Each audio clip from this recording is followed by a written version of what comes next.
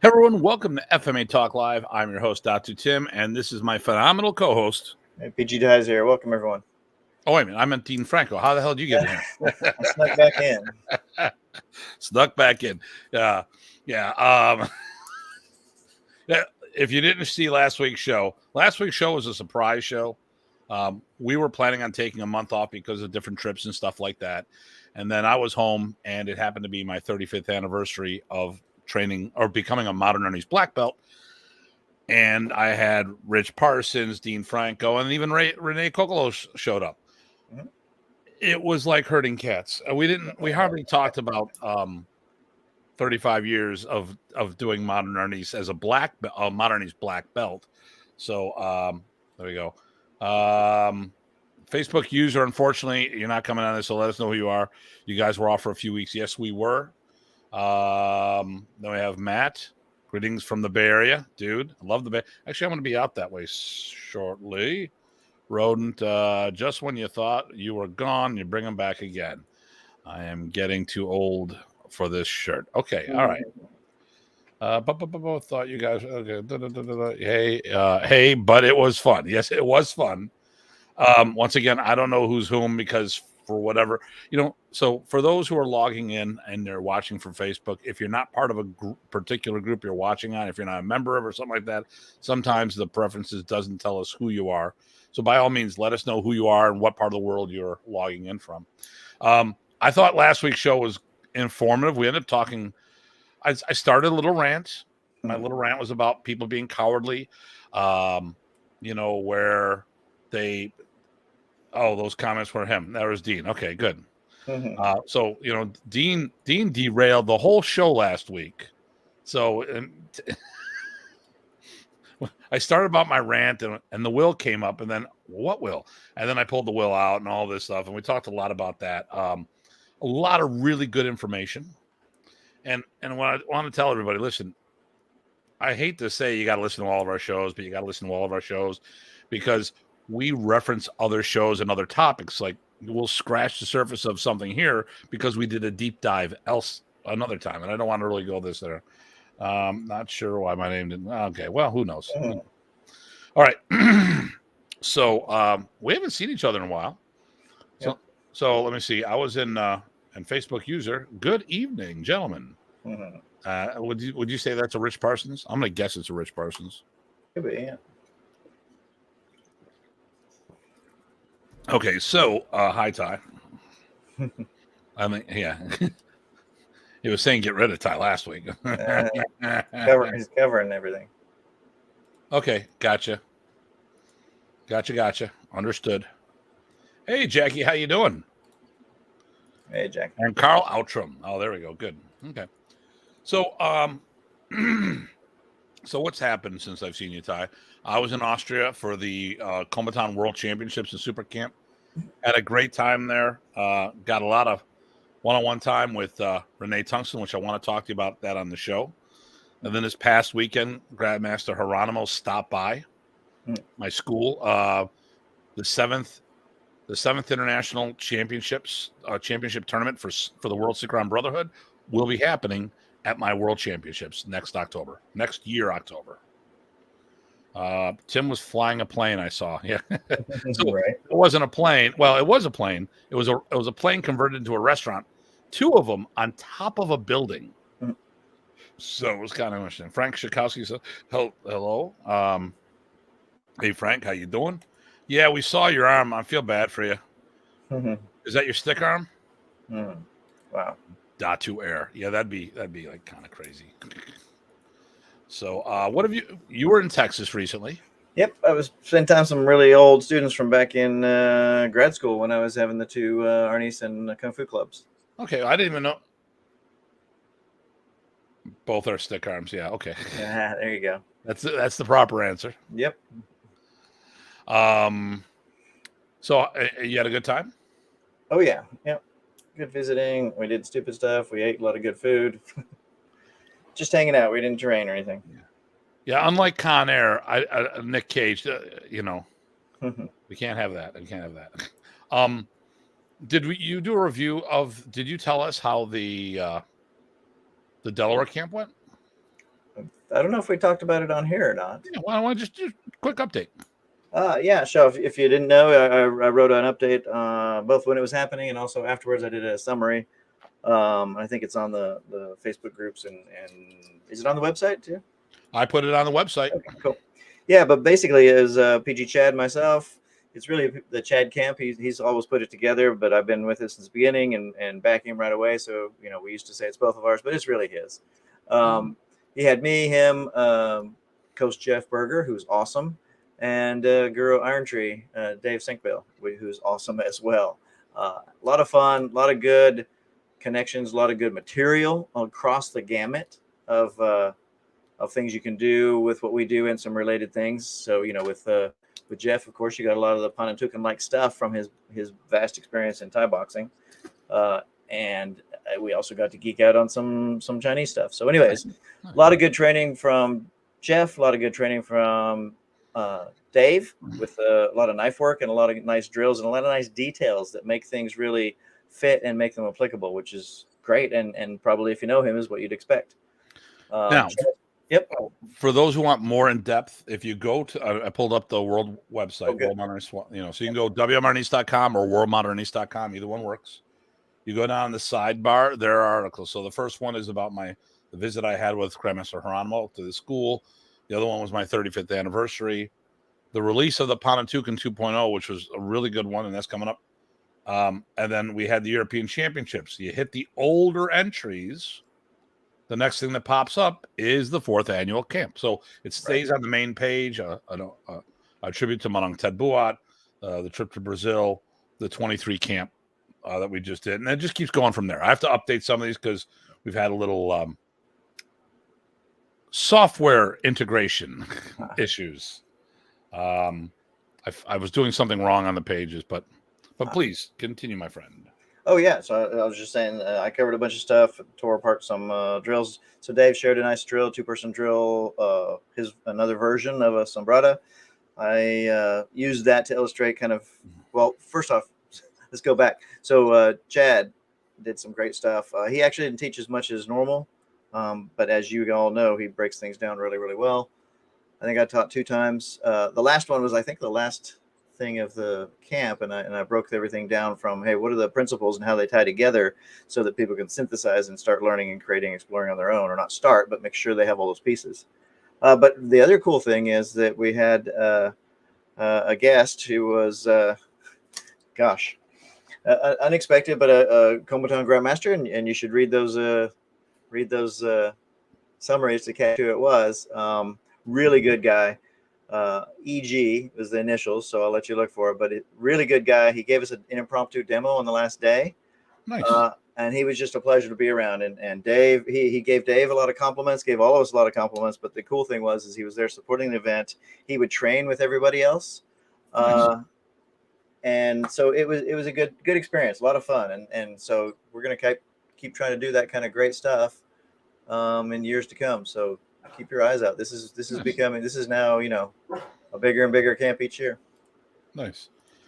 Okay, so let's get caught up here. Matt Jones says, hello all, and yes, Tim. Ha ha ha. So he's picking up from where Renee left off. And then Darren said hello, and it says it was an amazing camp. And I've got my 4-legged knucklehead in the background barking because I locked him out of the room, and he doesn't like it. So you can be quiet. Actually, he can't. That's him. Right. So okay. So all right. What I want to talk about is the conversation. Can you hear him every time he barks? Yeah, it's not that bad though. Okay. All right. So what I'd like to do is talk about the conversation I had with Grandmaster Tungsten. We talked on a previous shows about Grandmasters and the promotions that came from the Philippines. And I want to share, I've got an updated information. I wanted to share this with everybody. The conversation that we had. And I don't know if it necessarily clears things up in my mind, but somehow it changes some things. Have you guys have a Discord channel? No, we don't. Is that the alternate to YouTube? No, it's it's sort of a chat or podcast thing. Or people use it to play games online, so they can team fight and things like that. Okay. So I had a really good conversation with GM Renee. We talked about we were at the Austrian the Combatant Super Camp. We talked about a whole bunch of different things. And it was funny because it was Renee Tungsten, Albert Plath, and myself, and we all had different pieces of stories that helped fill in a lot of the blanks. And I really cherished the time I had with both of them, because I've had times with Renee in the past to hang out, but not Alfred. Never.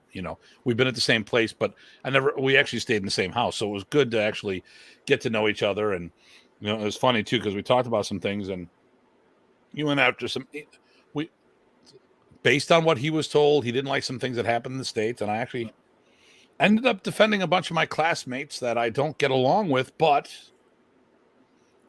what's fair is fair. And I'm not going to get into that today. Because what I want to do is talk about, Renee and I talked about this show, and things I've said. The one thing he goes, Tim, it's your show. And you've said some things I don't agree with, but it's your show. You get to say whatever you want. If no one likes it, they can turn the show off. They don't have to listen. But something that we also do that people keep forgetting is we invite people on. I have yet to refuse a guest. I haven't there's some people I want to have on, but I have a list of priority. But there is no one banned from this channel yet. And some of the naysayers that think that we're rewriting history and stuff of that nature, they've been invited and they've turned us down. So we're open to have a dialogue with everybody. And for those who didn't know, which if you're in the know in modern age, you know that Kelly Ward and I have had an on again, off again relationship, very volatile at times. He's been on the show. We had a phenomenal show with Kelly. Yeah. He's not part of Camp Hartman. Ed Kwan, not part of Camp Hartman. And the list goes on, So we enjoy having people on. Now, when Renee told that to me, he said, "Hey, listen, I say that, and then we started, which opened up the conversation about Grandmasters. Now, I want to start with one thing first, because this is how the conversation went. We started talking about the GM thing, and I had some issues with, for those who don't know, which if you've watched the show, I don't like the fact there's a whole bunch of Grandmasters rolling around for Modernities, because in my opinion, there should only be one. And unless we all get behind someone, because no one was designated the Grandmaster, I don't think that should be done. But that's just my opinion. It's the way I was brought up. And I understand if people disagree with me. I mean, we can even argue regionally, one for the Philippines, one for Europe, and one for the Americas. That's a dialogue we could have. But there's like 16 people walking around with the Grandmaster title or some equivalent of that. And a lot of them haven't even produced black belts. So, or at least they couldn't produce black belts while Remy was alive. So issues. I got many issues. One of the things we talked about was a downstream. With Tungsten and I talked, we said, hey, listen, there should be a downstream. Like, you're going to be a Grandmaster, you should have black belts. They should have black belts, and so on and so forth. And he was the one that said, yes, you need to have a downstream, which was great. He goes, first of all, Tim, we didn't promote them. I'm like, oh, okay. Now, where I was promoted. So I was promoted by Ernesto Precis to Grandmaster in 2007. And when he did this, he promoted me and said, Tim, I can't promote you in my brother's art, but I can promote you in mine. So I make sure that my Grandmaster title, I'm upfront about it, that it is not a modern Arnis title. It is in Combatant. Okay. And according to their protocols, I fit the criteria, and I was never going to use the title of GM until I was promoted to it. And I didn't think that was ever going to happen, so I never planned on using it. So he goes, I understand. You're right, 100%. Only one person can promote the Grandmaster in Modern Arnis, Tim, and that's Remy Precis. Like, okay. But we didn't promote these guys. We recognize these guys. Now, I'm not sure. Some people look at it differently. I don't know how differently I think that is. And there's going to be something I'm going to talk about it. Wow. Okay, I got one of the diplomas up. I just happened to download multiple diplomas. The 3 Americans that were recognized. Now, in general, I'm going to ask you on this. What do you think the difference between promoted and recognized? I mean, I'm going to make a comment that's going to sound real snarky, and I want to make sure that you're more the voice of reason, and I'm more the hothead. Well, I have a couple things. I have a couple of good examples where recognition was actually useful, I think. Okay. One is our friend Master Rich, right? Blentock, right? How did he get that title? Wasn't given to him by Ted Buat, but it sort of was validated in the sense that, hey, you have a master from another branch calling you master. That's good enough. You should use that. You should keep that. So that's a recognition that turned into something that was real. Another example, I think, is also did Menong Ted actually have? Was he ever promoted to that title? I don't think he was, right? Because they never had those. No, but Ted people Buat was not recognize promoted to Grandmaster, but people Right. acknowledge him as being one. Right. So it's an acknowledgement, recognition. That kind, I think those are good and organic, right? Organic, not asked for, that are real and from the heart. Those are fine, I think.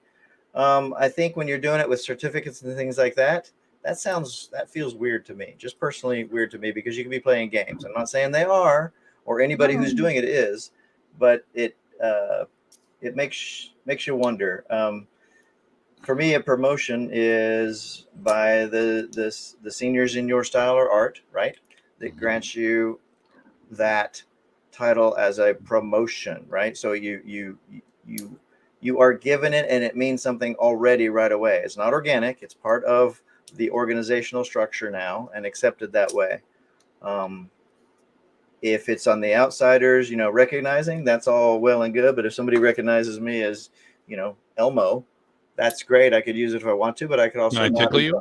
It doesn't, right? But it doesn't mean anything necessarily. Yeah. You could grow into it. You can make it mean those things. I guess I don't know exactly how I feel about it. Sometimes I think it can be good. Sometimes it could be games, and sometimes it could be the same as promotion. It really depends. So I think there's a spectrum there, but I think intent matters. I'm a big fan of intent. So you'd have to know more about what's really going on. That's all. So and I'm just saying the way I look at it. I'm not saying I'm right in this. And I'm going to talk about the thing that to me muddies this whole thing up. Mm-hmm. To me, when you say recognize, to me, it's almost like an honorary thing. Right. Which would have no actual weight. Well, I can tell you in my field, right? Honorary doctorate, that and $5.50 might get you a small coffee. Now, I'm not trying to say or belittle these guys. I mean, listen, I have always said Kelly Ward is an example. As far as the American goes, if any of these people who are recognized from the States, Kelly Wharton checks all the boxes for being a grandmaster in his own respective system. I've said that. I'll continue to say it, whether I like Kelly or not, which I have no problem with Kelly at the moment. But even if I did, I would still recognize his skills. Or acknowledge. No, I'm not recognizing his skills. I'm acknowledging his skills. Sure. He's a world-class martial artist. He's got a downstream. He's international. He's got an international following. So he checks all the boxes on being a grandmaster. So let me just check up on this before I say this next thing. So I'm assuming this is Terrell from Maryland. I'm not sure. It didn't come through. Yeah, I can pull that up. Matt Jones. So what's the difference between recognition and a belt promotion? That's a good question. And Joe Rebella says, hello, Matt Jones. Does one need a Grandmaster Black or Grandmaster Belt Test promotion / ceremony? Then here we go. Sam Wolf, hello, Datu and PG. Errol, my man. Hey, did your seminar go well? Because I saw some videos. It looked pretty cool. And then Steve Benko says hello. Nice to have you back, PG Ty. Thanks, Steve. All right. Okay. So let's see. When did Matt ask that? So we'd already started talking about it when I think he asked that. You mean that one right there? Yeah. No, the other one. The what's the difference? So I think that's what we were talking about. Yeah. We started talking when it had just came up while we were talking about it. I just don't want to miss anything. So okay. So I'm glad to hear it. We need to. Yeah. No, that's cool. Okay. So to me, there's someone locally that we're going to recognize. for his years of accomplishments and dedication and being a pioneer in the area. That's recognition of what he's done. We will, and there's going to be a quasi something like this, but it has no official anything, because at the end of the day, we're not in a position to do any kind of belt promotions. Okay. Now here, and that was the key thing. We're not in a position to do a belt promotion. So I'm going to share this, what I have, and it happens to be Mr. Anderson's because they're in alphabetical order. The thing that muddies it for me is that there's a numerical rank attached to the diploma.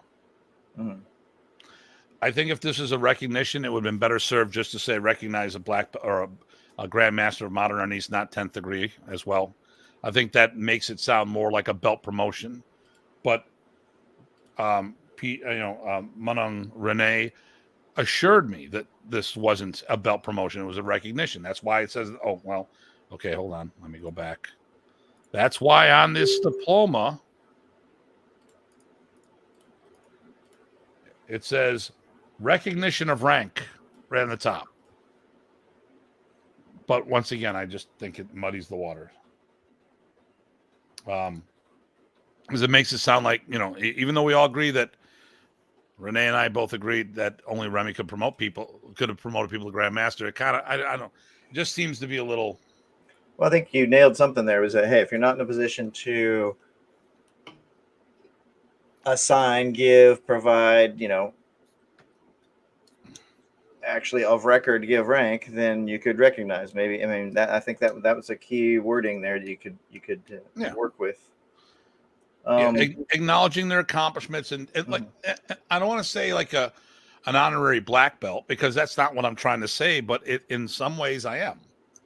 Right. Well, I mean, the other side of the coin is, and just to play devil's advocate here, sure. and in some sense, a lot of times I like it, but a jury of your peers for a bunch of peer grandmasters recognizes Fred Wilmington, right, as a grandmaster, as a co-grandmaster, just like them. He's one of them. They recognize that. It's not in his style, but they recognize that, and they treat him that way, interact that way.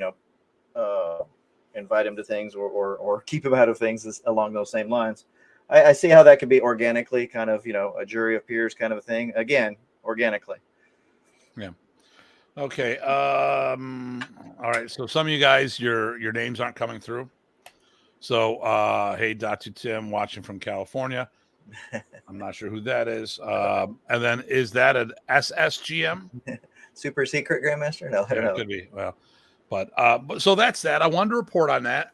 Guys, you be the judge. I was promoted. They were recognized. We all agreed that only one person could promote to Grandmaster in Modern Arnis, and he's no longer with us. So I said it's to me, it's just with the numerical rank attached to it, it just muddy the waters. But well, and whenever that head person leaves, it's going to happen that way, and it's gonna people are gonna grow up and have their own. It happens in every style, so we got to figure that out. Super honorary black belt from Melra. Oh, I see. Okay. So what I want to do, tonight's show is going to be about the art within your art. But before we get there, we did a show. The last show that we did together was talking about things that contribute what happened when the art fell apart. Now I want to point out, we never said that the art was still falling apart. I listened to the whole interview. We never said that it wasn't rebuilding. Obviously it is, because we're rebuilding and we're growing left and right. We're doing great, and I actually have something. There's going to be a post tomorrow which will address this more in depth. Aloha, my friend. Okay, and one more thing, and then we'll go into this. Does that mean the founder of the art system dies and the next one in line by default becomes Grandmaster of the art system? Not necessarily, but if someone was set up to be the successor, like Leon J was for his father, yes. But we can go down that path. So we did a show about why things fell apart. We chose not to focus on the personality-driven things, which we know. Listen, Remy was the glue, the magnet that brought us all together. We knew when he left, people were going to leave, period. people were probably could have been there only to hang around with Remy. And when Remy passed away, they went their own direction. But we wanted to talk about the times, like there was, for all intents and purposes, there was no effective internet as compared to it is today. It was in its birth. It was in infancy. Okay.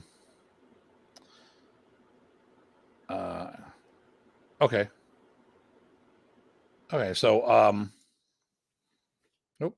Hold on. I hit the wrong button. So the art was in its infancy, or the internet was in its infancy, and we wanted to focus on those things. Like, yes, we could go back and say that people could have been jerks and people did things like this, and it was political nonsense. That happens with everybody, every art. Okay. But a bigger thing was, think about this. Today, our cell phones are more powerful than our desktops were back in the day. Businesses are online. There's Facebook groups, Twitter. If Remy had just passed away and you didn't like the powers that be, you could Google and do web searches to find people who are doing the art until you can find someone that resonates with you and continue your training. So the heck with, and there was comments about there was no organization.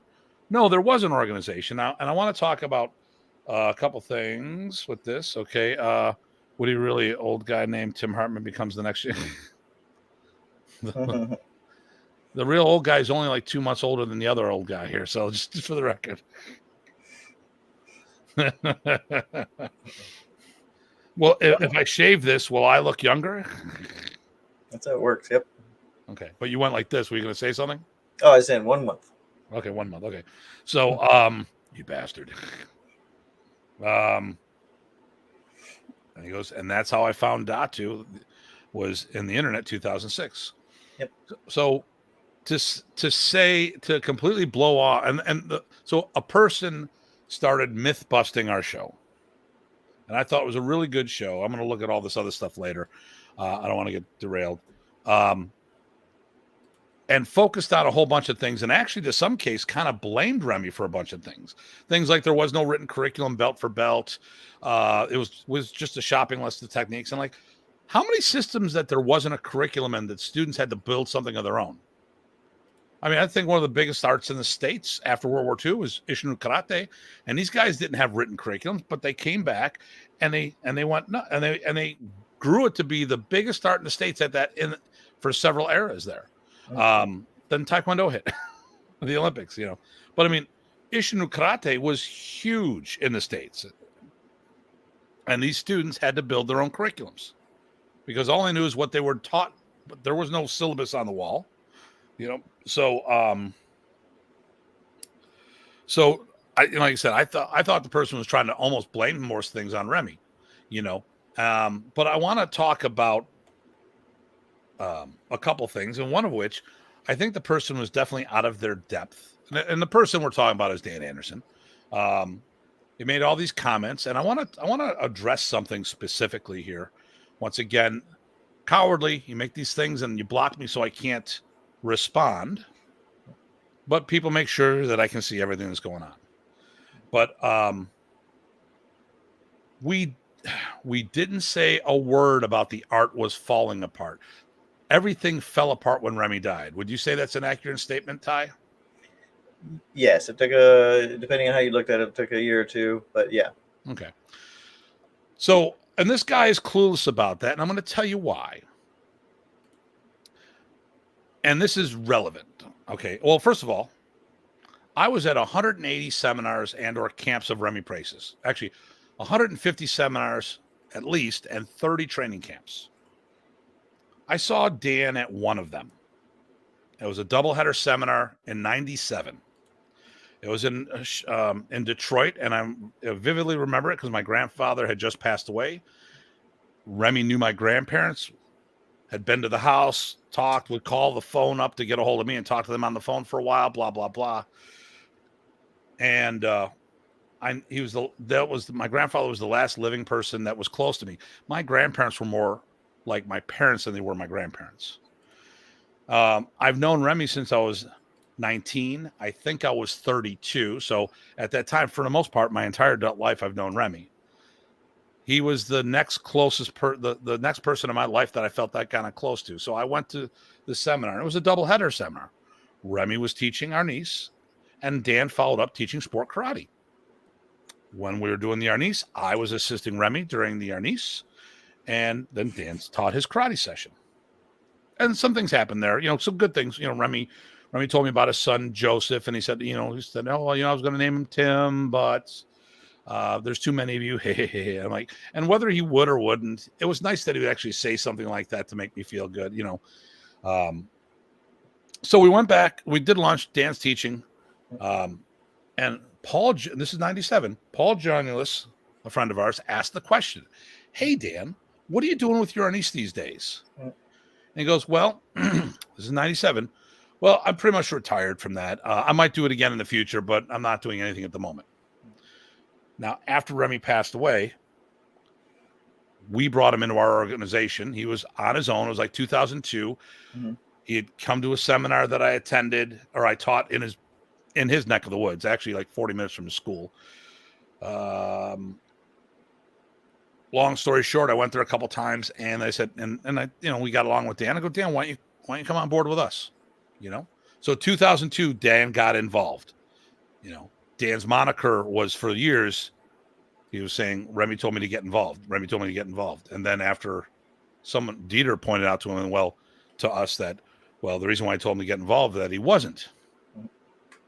Well, and then one day I finally called him on it. Then he said, well, I was always involved. I go, no, you weren't, because you told a whole room full of people, which Remy was one of those people in the room, that you retired. Furthermore, in another interview, I think it was FMA Discussion, that he said, well, I actually was raising my child, so I couldn't go on the road, but I was still involved. And to be active, you need to be interactive. And then to me, he told me he had a falling out with Remy. So I don't know what it is. Either he was active or he wasn't. But I don't make these things up. I'm making comments based on what I was told. And that's become a thing. Oh, how could Dan be retired? Simple. Dan said this to us. Ask Paul Jonulis. Ask the room full of people who were there. And you could have asked Remy because he was there. So this was from 97. This is in 97. So he probably was gone for a year or two. The heydays of modern Arnis were from about 94, 95, up until October of 2000, when he was diagnosed with a tumor. And the reason why I'm talking about this, we talked about, the comment he made, he kept talking about how the art was stronger than ever. And I just don't think he knows what he's talking about, because he doesn't understand the scale. Remember, 180 events, and I only saw Dan at one of them. He was geographically challenged, being up in Portland, Oregon, or Gresham, Oregon, the Pacific Northwest, where most of the modern East activities were on the East Coast, the Midwest, and then Texas was getting a lot of that as well. But not much. I mean, it was hardly anything was going on the West Coast. Yeah, and for me, I can tell you that I wasn't there, so I didn't see that stuff, but I did. From what we saw as far as it falling apart, it was stark. So one of the IMF that sort of took over at that point, the group split apart, two different, one time really fast. And then there was a lot of people that were left out and being orphans. We saw orphans appearing right and left, or disappearing right and left. And when you did find them again, it was, we keep the Sinwales, or you know what I'm saying? So that's a huge loss if you're not doing the whole art, or not enough to call it modern East, and that's a loss. And that is actually falling apart. So you didn't have all the same events, even though you had some. And you had, things fracturing. I left, I didn't leave. I kept practicing, but I became a hermit around 2001, 2002. Kept practicing, kept on teaching on my own, because I was one of those orphans, because I didn't like what I was seeing. I was an orphan. No, we're not blaming anybody. We're just talking what happened. Right. No, exactly. So this is what I saw. And so at least in the center there in Texas, there was it was very apparent to everybody involved. And we talked about this a lot, all of us that kept in touch, about this falling apart. What are we going to do? And so at some point, that's one of the reasons, when I was doing the hermit mode, I was teaching training and said, look, I got what I can work on. I can help those I can help with, and we'll see what happens from there. So I recoiled a bit. I got it. but kept going, and a lot of people that were splintered off and became more friends could not do that. Mm-hmm. So, and there was other pieces too. So when that split happened, some people were told to go, okay, support these guys, or you support these guys, and it's like, yeah, you can't tell me that's not some sort of falling apart. Well, the other thing is saying that Modern Arnis is stronger now than ever. Let's talk about, and this is why I said that Dan doesn't know what he's talking about.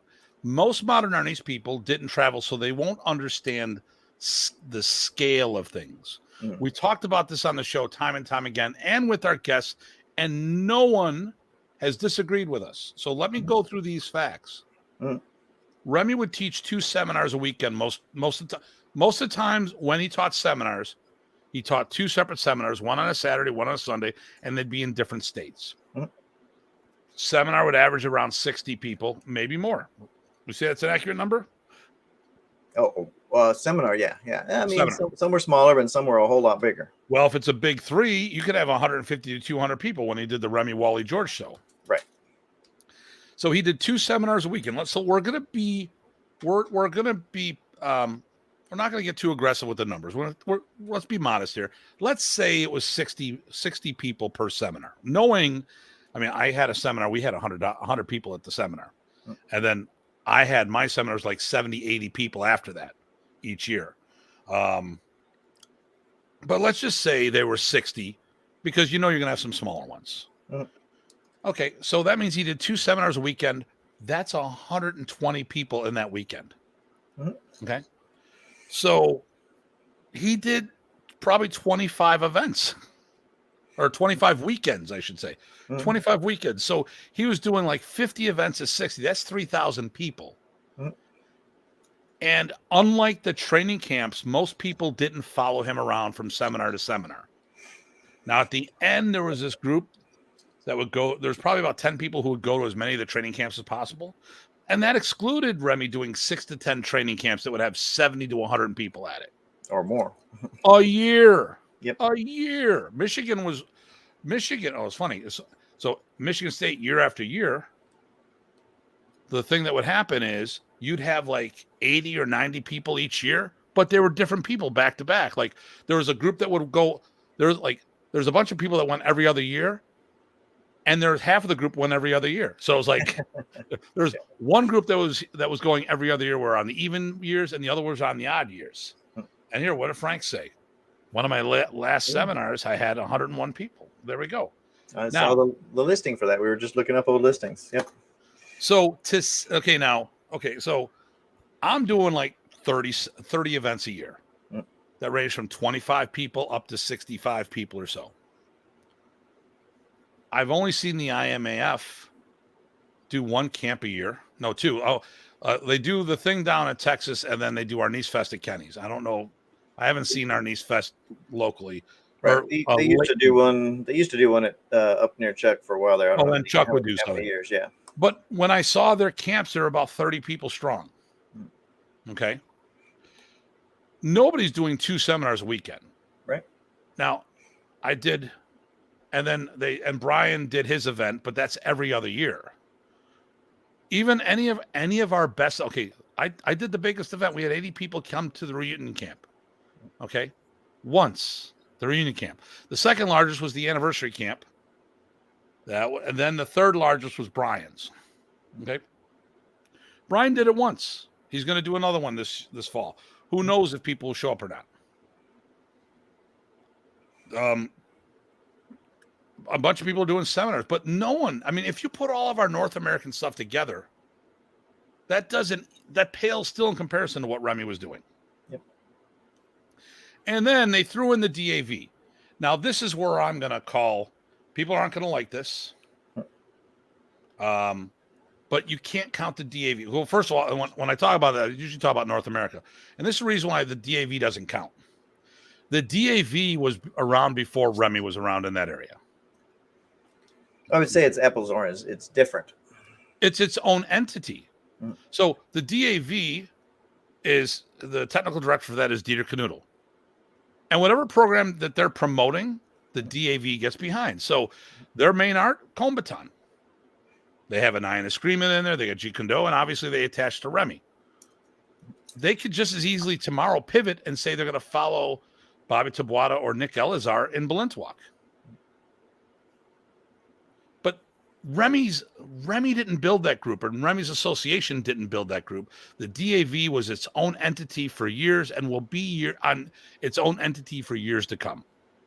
When Dieter and that group did a phenomenal job producing this Filipino. Dieter is probably the most influential Filipino martial artist in Europe. When you look at, he's the one that caused Kombatan to spread all over the place. Mm-hmm. You know, you look at where's Kombatan? Well, there's Germany, in and out of the DAV.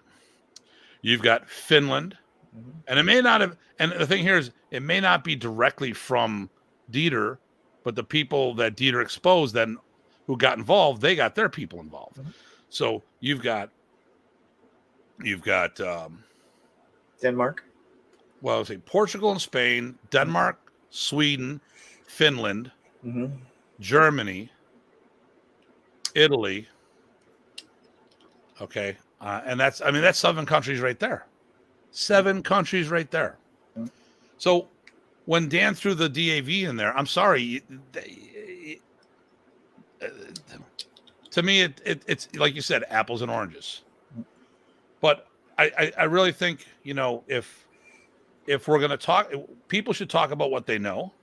And this is why I'm so passionate, and I always worry about our future, because not many people traveled as much. I want to know, listen, 180 events through my career. I want to know who trained more than me, because I want to compare notes with that person. I want to see what they saw. I know that every time I saw Remy, I learned something new, which made me wonder, how much did I miss? And if someone trained just as much with Remy, if not more, I want to work with that person. I want to compare notes for history. I want to see technique. I want to go through all this stuff. But Dan wasn't that guy. Dan was in the Pacific Northwest at 180 events. I saw him once. And then that was the event that he said he retired from Modern Arnis. So, you know, as far as this myth busting stuff, I'm not seeing it. I would rather have had him on the show and giving and going through a point counterpoint. We can go back and forth on this and have a really good dialogue, I think.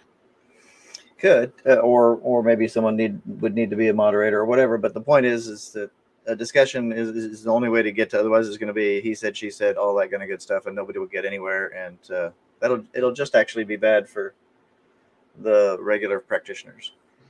And listen, I want to say this because people always say some things. I'm just doing this to make my name. I don't need this to make my name. If you look at my body of work, I'm doing 30 seminars a year. I'm teaching about 6 countries this year. I'm hosting the World Championships next year. I'm going to England in a couple of weeks. I'm going to Barbados in October. We went down to Brazil. We're working on going back there. 2 trips to the Philippines next year. There's a lot of things going on. And while people are complaining to me from their homes on the internet and stuff like that, I'm traveling and spreading the art for like Remy wanted us to do. All right, so let me get caught up with this and let's talk about our show tonight. Unless you have something to say about that, I would kind of monopolize that, Ty. I'm sorry.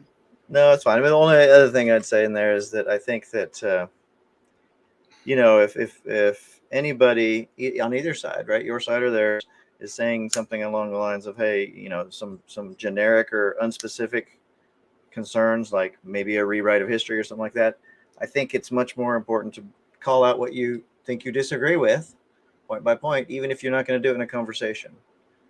Because otherwise it's just hand waving. That's just my 2 cents. Okay. All right. If everyone uses the red and black sport uniforms, then that alone changed the art to make it look uniform. Okay. Well, not everybody does that. Yeah. Okay. Yeah. Well, right now you'd have to get it from Century Customs, which if people want the Modern East uniform, yep, Century still does make them. It's in their custom line. You'll pay a lot more for it, but you can get it there. Holy shit, guys. Tim said he clicked the wrong damn button.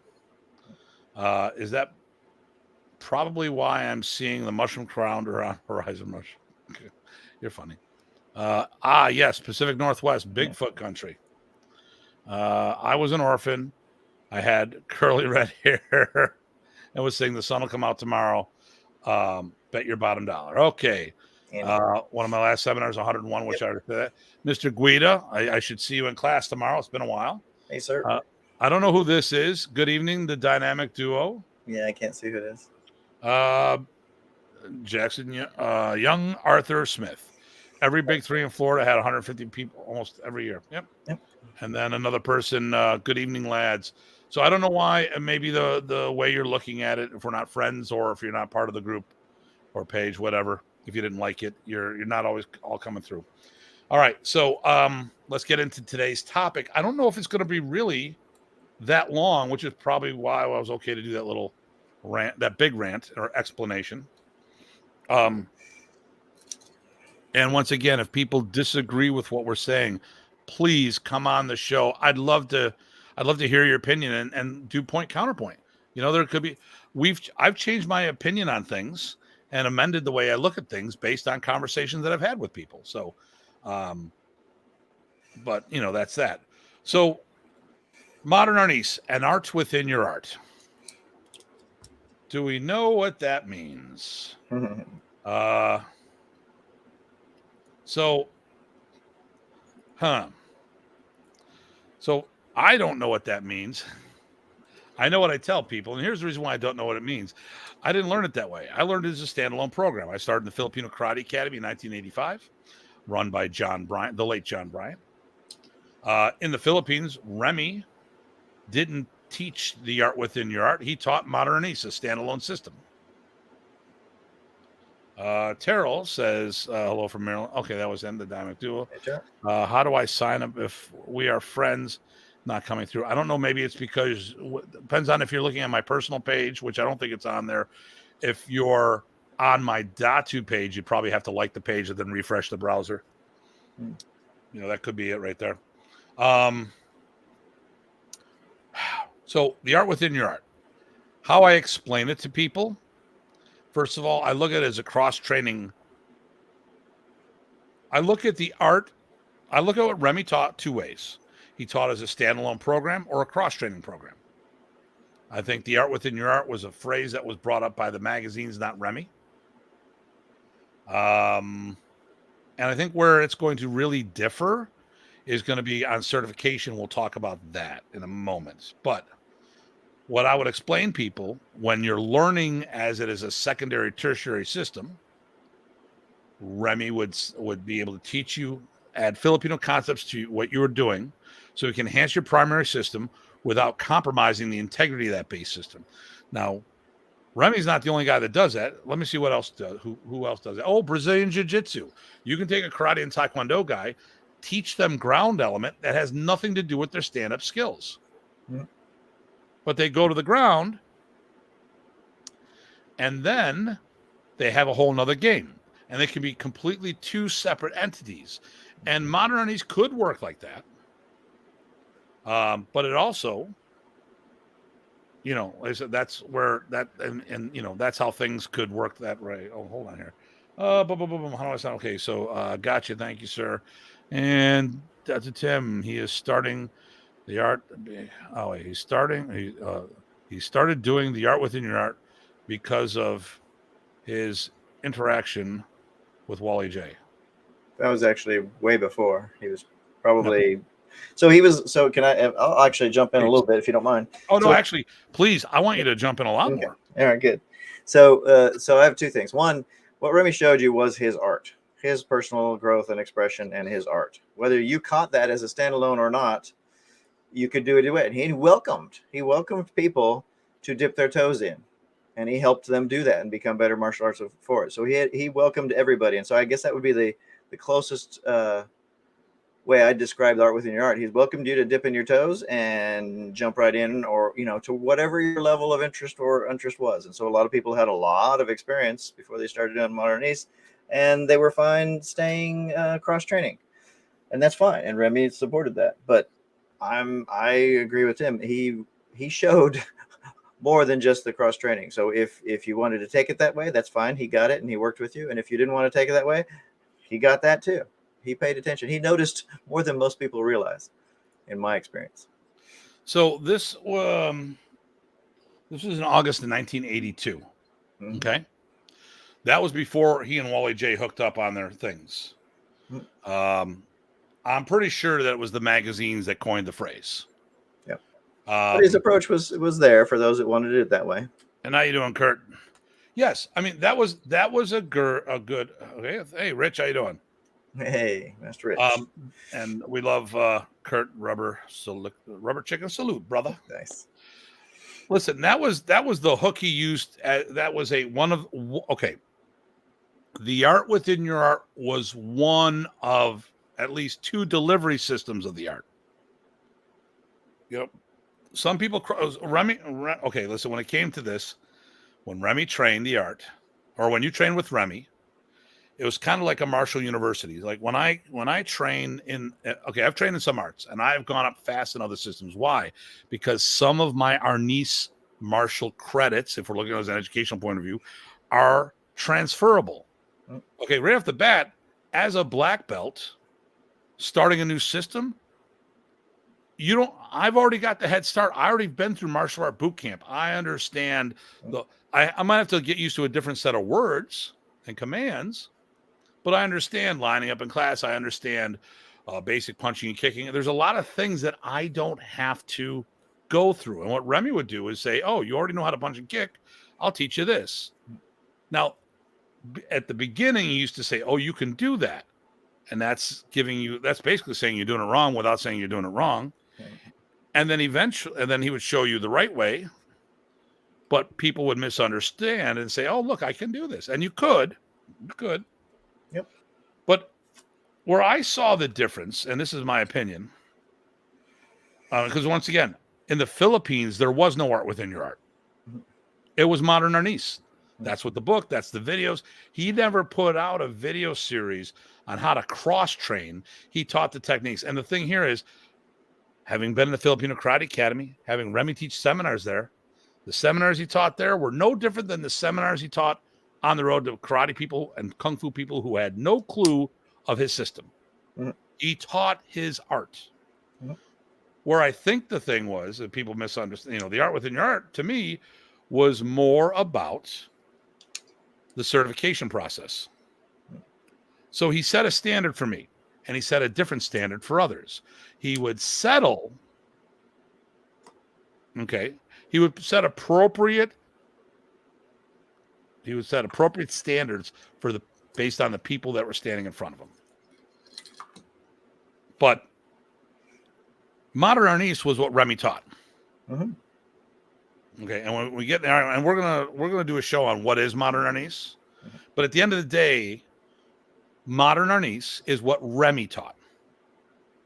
Mm-hmm. And I don't understand is why we have these arguments of what modern Arnis is. And if we were doing your fu, mm-hmm.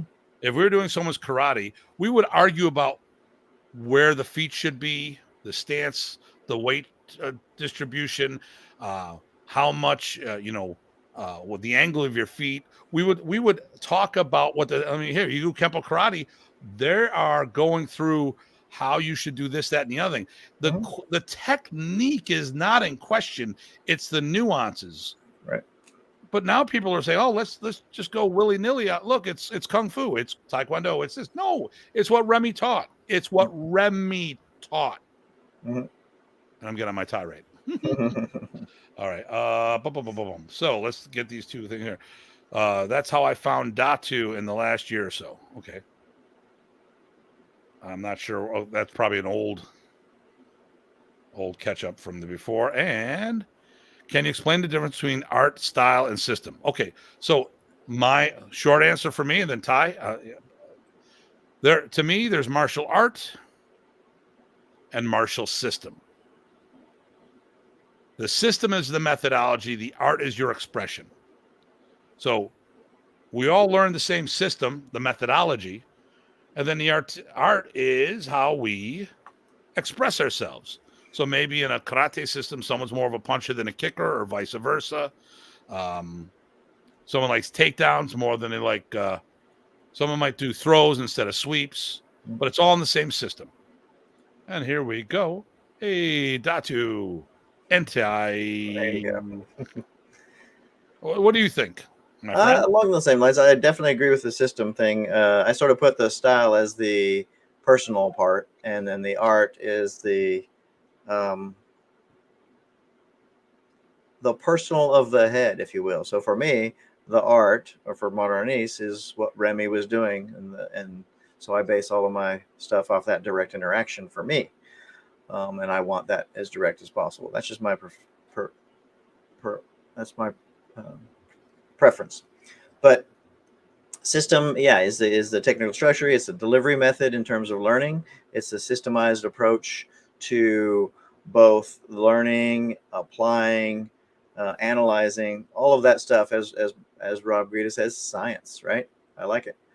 To me, style is the personal, your own personal expression, right? There's a Thai style. When you're watching me move, and it's not the same as a Remy. If I'm just working on responding to things, if I'm giving you his material, I'll be as close as I can get. But for me, the art is kind of the core of what makes that martial art, and then how you apply it, right? You can apply it for combat, for sport, for artistic interpretation, all of those good things.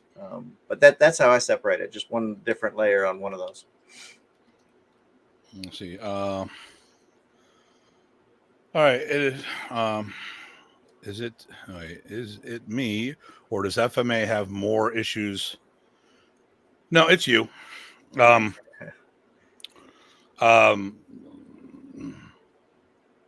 Once again, you don't. Okay, it's all about scale. Right. All you know is what you know. I've hung around. I've been a guest instructor at a lot of Kempo karate events. My God, we have nowhere near the same quantity of issues that Kempo karate has. Now, why is that? Because they have more numbers.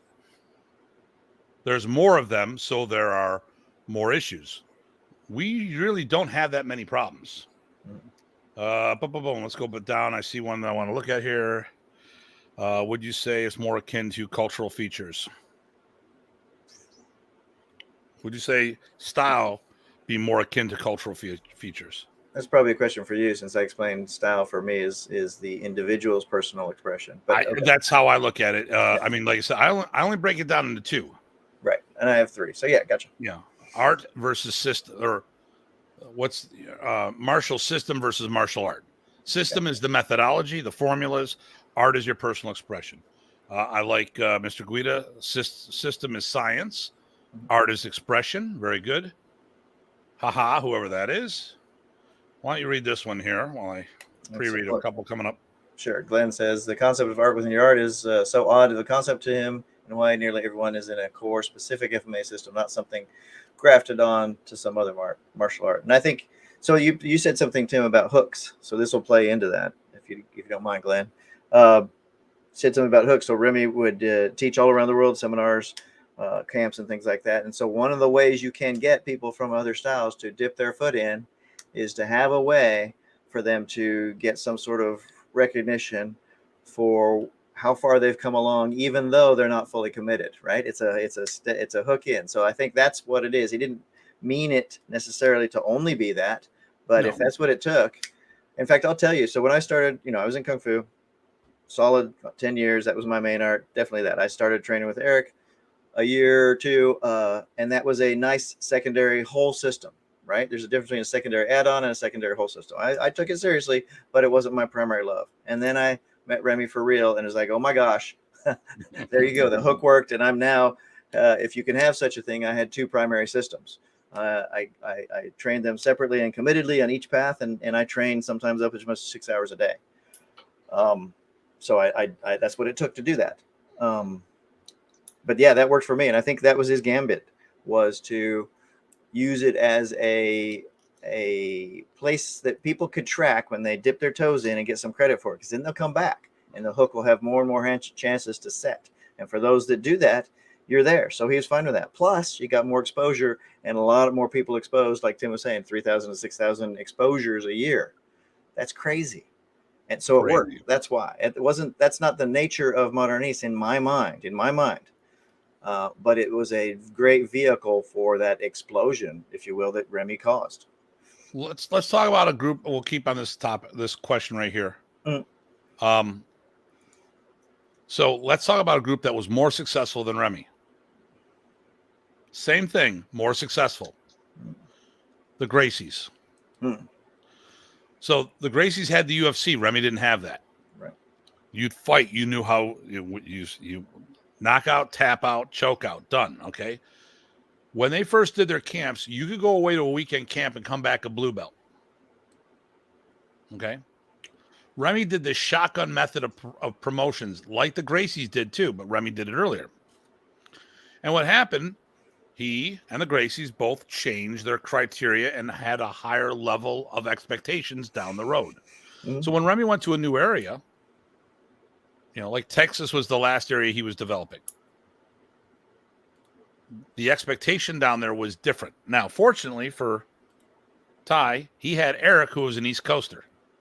So he didn't have Remy's expectation. He had Eric's expectation. And curriculum and all that good stuff. Yeah. Which Eric and I worked on a bunch of things together before he got out there. So we had this tie, and Eric is phenomenal. And he is. So if it was just left out to the Texans, Ty might not be where he is today. But the thing here is, when you develop an area, you have lower expectations. Just like when you open up a second location of any business, you don't expect to do the same numbers that the established location is. But as time goes on, you raise the curriculum. So this is the cross-training people. I'll get them in. They move as solid black belts, period. They don't look like bad martial artists. They may not have the FMA move to it. And I will groom them more and more over time. Everybody does that. Everybody does that. And like I said, the Gracies, they used to go away to a weekend camp and come out a blue belt. Now it's 2 years to become a blue belt. Okay. Boom. Lots of politics in Taekwondo. Trust me. Yep. When you got more than 3 people, you got politics. Yeah. Okay. Makes sense. Whoever that is. Kempo people are crazy. They're a whole nother level of crazy, but I love those. I love those crazy people.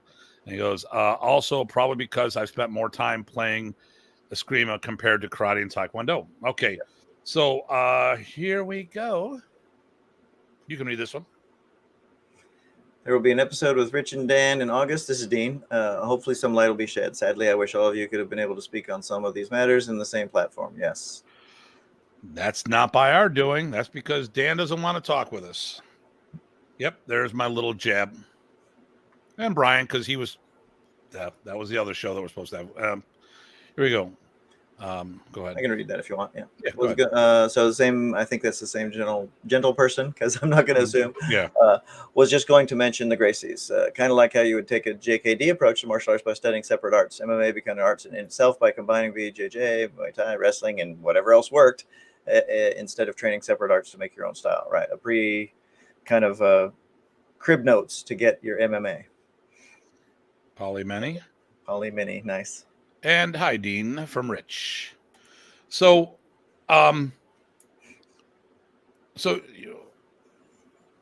Rich,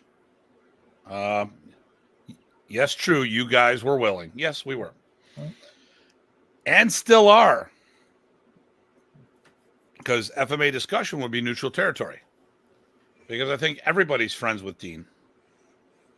Or everybody hates him equally. Well, yeah, there's an equal. Rebello, here we go. As one of those crazy Kempo guys, and also a Grandmaster too. Yep. And a really nice guy. He's a nice guy. He's a nice, crazy guy. I mean, he can't be saying he likes us. How does that make sense? That's right. Well, I don't know. He puts up with us. Is that like? I don't know. Yeah, he likes us. I gotta placate my ego here. Joe likes me. There you go. He might not like you, but he likes me. That's probably true. So listen, Remy would relate to people if he could. So if he was doing like when here's the thing, Remy had such a depth of knowledge. He was learning on the road all the time from the people around him. And I'll use an example that I use. I picked this up from Remy, not this exact one, but the whole idea. Remy taught movement. So single Sinwali, high, low, high, low, high, low. Because I grew up in an Ishinru town, me and my Ishinru friends would all work out together. It was just, hey, let's all get together and work out. So I know a bunch about Ishinru karate. I know they have the upper. I've taken a bunch of classes with my Ishinru friends, and they've taken a bunch of Arnis classes with me because we all visit each other and we hang out. And martial artists from other styles can actually get along. It's good that I was pretty much the only FMA guy that would visit all these people, and I wasn't the same style of the schools that I was visiting. But in Ishinru, there's an exercise called upper body 13. It is shuto low, shuto high, shuto low, shuto high, shuto low. Okay. So when I'm teaching an Ishinru group, I can say, hey, we're going to do upper body 13. Everyone show it to me. And there's a couple of variations of it, but for the most part, I can say, all right, instead of doing your shuto high straight down, do it more horizontal. Okay, good. And then they do their low shuto like a down block. So they go down block, inward block, down block. Oh, wait a minute. I can just have do inward block and down block, inward block and down block. And that's how Remy could relate to people. I picked those tricks up from Remy, not, because I remember doing single Sinwali with George Mazak with inward and downward blocks thinking, I'm going to take it easy on the old guy. Well, thank God the old guy didn't break me in half because he was tough as nails. Yeah, good. That's when I realized old man strength is a real thing. Mm-hmm. Okay. Okay, here we go. Well, hopefully after their show, we could revisit that with them. Yeah, whatever. We'll see. Yeah. Glenn, thanks for the explanation. By the way, Kajukenbo people in Hawaii have some major issues. I've heard that. People have issues everywhere. Yep. It's about scale. So once again, I'm concerned about the future of modern Arnis because a lot of people are going, oh, it's bigger and better. What, than before? Or in your career? Mm.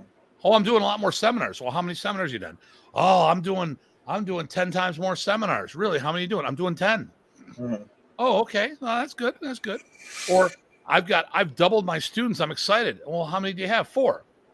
So you had 2? Yeah. Okay. All right. But if that's a milestone for them, but if we're talking about scale, I mean, I've got 90-ish students. I average that all year round, sometimes higher, sometimes lower. I want to break the 100 marker. Okay. Then I want to break the 150 marker. Mm-hmm. But when I was teaching out of my church, I was happy when I had 4 guys. Right. Actually, I wasn't. I wanted 3 guys because then I get to work out. Right. All right. Very true. Rebello always taught my Arnis separate curriculum. Yep. Hey, Rich Parsons. Hi, Rich. Okay. There we go. That's from the Dean Branco. I don't have to be crazy to hang with you guys, but it helps. It does. Chris, wait, martial arts folks can get along? Western Combat League. Yep, you know it. Hey, brother, we got to talk. I really got to talk to you about a project, 2 projects for you. Or with you. My issues have caused me taking too many blows. Okay, it caused me too many blows to the head. Okay. And some people have issues. Others have subscriptions. The whole subscription. Okay. Nice. So, there we go. Go ahead. So some are saying, Dean says, well, some are saying that in relation to other FMA styles that are in a worse state as far as the future. I'm like,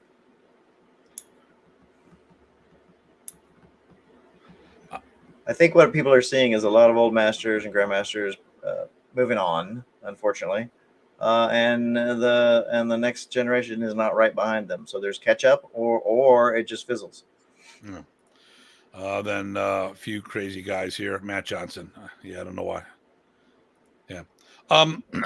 So I see a bunch of arts that are in trouble, and I can see how modern Arnis can easily fall into that. All it would do is take a choice few people to stop training. Well, I mean, okay, if the WMA went off, so let's say you, Chad, Craig, and myself, and Sam, if the 5 of us stopped teaching and we shut everything down, what would happen to the rest of our group? A lot of a lot of them would keep chugging along, but where do they go? Where do they go? It would be a huge hit. Salute to Jim Amapasa. Okay. So, where others, I mean, I don't want to, if I mention names, it sounds like I'm being a total jerk, but I mean, just look at your numbers. Yep. I mean, you don't know where the next person is going to come from. You don't know who's going to be the next guy. It could come from some hole in the wall. I mean, okay. I'm in Buffalo, New York. Who would have thought? I mean, I've become one of the world's, well, I consider myself the senior student of modern Arnis, not the elder, the senior. And part of that's by default. Who was doing it as a standalone program? Who did it as a primary system while Remy was here, before Remy passed away? We can talk about the hours of training, the seminars I've gone to, the black belts I produced for Remy. No one can match the things that I've done. Now, that doesn't mean I get it right, but I'm also teaching 30 seminars a year around the world. I still have plenty of people who will log in on my hybrid seminars in my headquarters. I have people coming from around the world to train with me, whether it be physically or virtually. We just got a new guy from Italy who's hopping on board. Right. Just trying you did a camp in Venezuela, right? I've done stuff in Venezuela. I mean, 18 that's a camp. So the reason I was going to bring up camps. You have 2 camps in Buffalo, right? Plus the others that pop up here and there, in addition to the seminars. But you don't need to mention any names and still be a total jerk face. Just kidding. Personally, I'm dealing with a whole bunch of dimwits out there that just don't get it. I mean, listen, this, that, and the other thing. But what are you doing to help the art? And this is the stuff that gets me all upset. And I'm allowed to be upset. It's my right to be upset when I think people are doing things wrong. Just like if I say something and people get upset, all of our feelings are genuine. Now, whether they're merited or not is another story. But I see these things, and I just some things freak out. Oh, hold on, here we go. Boom, boom, boom, boom. It's a song. Oh, okay. Yeah, it's Freebird. Okay, all right. Oh, too bad I can't play it in the background. There you go. Well, then we'd be like MySpace. Well, here's the thing. So I think, and I'm gonna say this because I think people forget. With you and what you want to do, my perception of what you're doing is modern Arnis is your passion. Thank you. You are doing your living as a passion, and you're all in across the board, right? So when you react to something, it's not because of posturing, it's because it matters to you. That's my take on it. Well, and I don't need, like I said, once again, if you look at my body of work, if people are trying to say that I'm doing this because of jealousy, insecurity, and stuff of that nature, I don't need to do that. I'm traveling the world doing what I do. I've got a good group of students. Actually, financially, I don't even have to ever go back on the road again. The reason why I go back on the road is because I feel a duty to Remy to make sure that this art doesn't stop. Remy, I can honestly say this, and you know a little about my personal background. Remy changed my life. I was because of the cards I was dealt, if I didn't have this, I would have been in a dead-end situation in my life. Kevin Black and I were going to see Remy. First time I went to see him after he was diagnosed. And we're taking we go up to Port Angels, I think it is, a port in Tacoma, Washington area, to take a ferry over to go up to Victoria Island. And then we go back up through Vancouver on the way back because the dragon boat races were happening, and we couldn't get off the island in time to catch our plane. So we went to the northern part, and it was like a cruise ship, and we're in the mountains. It was like looking like in Alaska and stuff like that. It was gorgeous. I'm like, just think, we're seeing this part of the world because of the old man. Had I never, I saw the States. I remember when he slapped $500 in my hand and said, "Buy your ticket to Germany." He set me on this journey. I would not be where I am today without Remy Praces. And I've heard, I remember when Rocky made that post and people said, this, that is how much time you spent with the old man. Well, every time I've done this, that, and the other thing. And it says some bullshit answers. Every time I was here, I was with my 2 teachers and I was defending. I'm like, come on, stop the bullshit. The question was, how much time did you spend with them?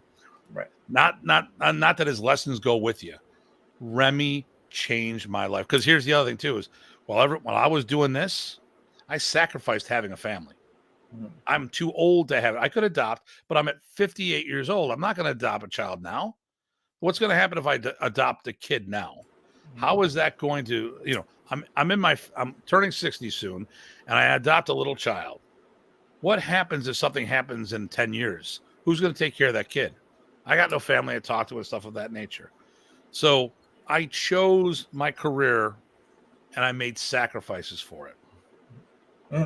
And, I look at everyone else. They still have their families. They still had their jobs. They didn't change anything in their life. Now, they tried to make martial arts a bigger part of it because I think some cases people saw a money opportunity.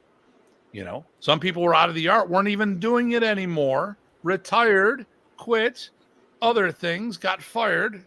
Now, I'm not all talking about the same person. Some people had their rank stripped from them, and no one talks about that. But they all ignore it because they're all buddy-buddy. But listen, this is why I'm so passionate about what I do with this. Because, and it's not just my living. It's how I provide for my family.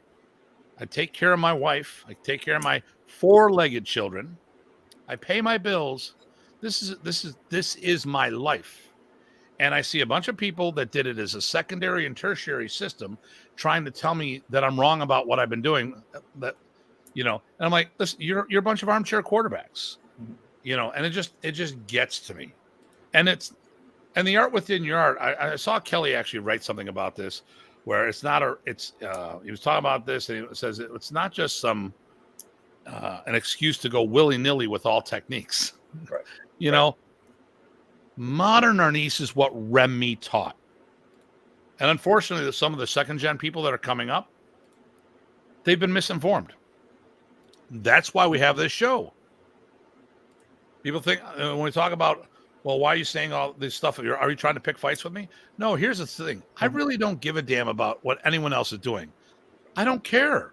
But what I do care about is when they say and do stuff that affects what we're doing. And when you say things that are incorrect about modern Arnis, I'm gonna call you on it. Because we don't want the wrong information out there. Now, this misinformation because you're uninformed, your perception is wrong, or maybe you're plain old lying. Don't know, don't care. Wrong information is wrong information. Just like Dan had 3 stories why he wasn't around. It doesn't. So I'm going to cut real quick to it. He wasn't around, so he doesn't know what the hell was going on. He didn't even know what left versus right tappy was. That was something he learned after Remy died. Just saying. In the forums videos, I wonder where the forums video really came from. Anyone that was in charge of doing forums for Remy? Someone who's teaching a lot, yep. Yeah, so here you go. Are you wearing a knuckle duster? No, it's a carabiner. You could use it like it. Painful. Shh. I don't know who it would be more painful for. Somebody. Well, you got those big bones. Yeah, bird bones. Oh, the hands. Okay, I was talking about a different bone.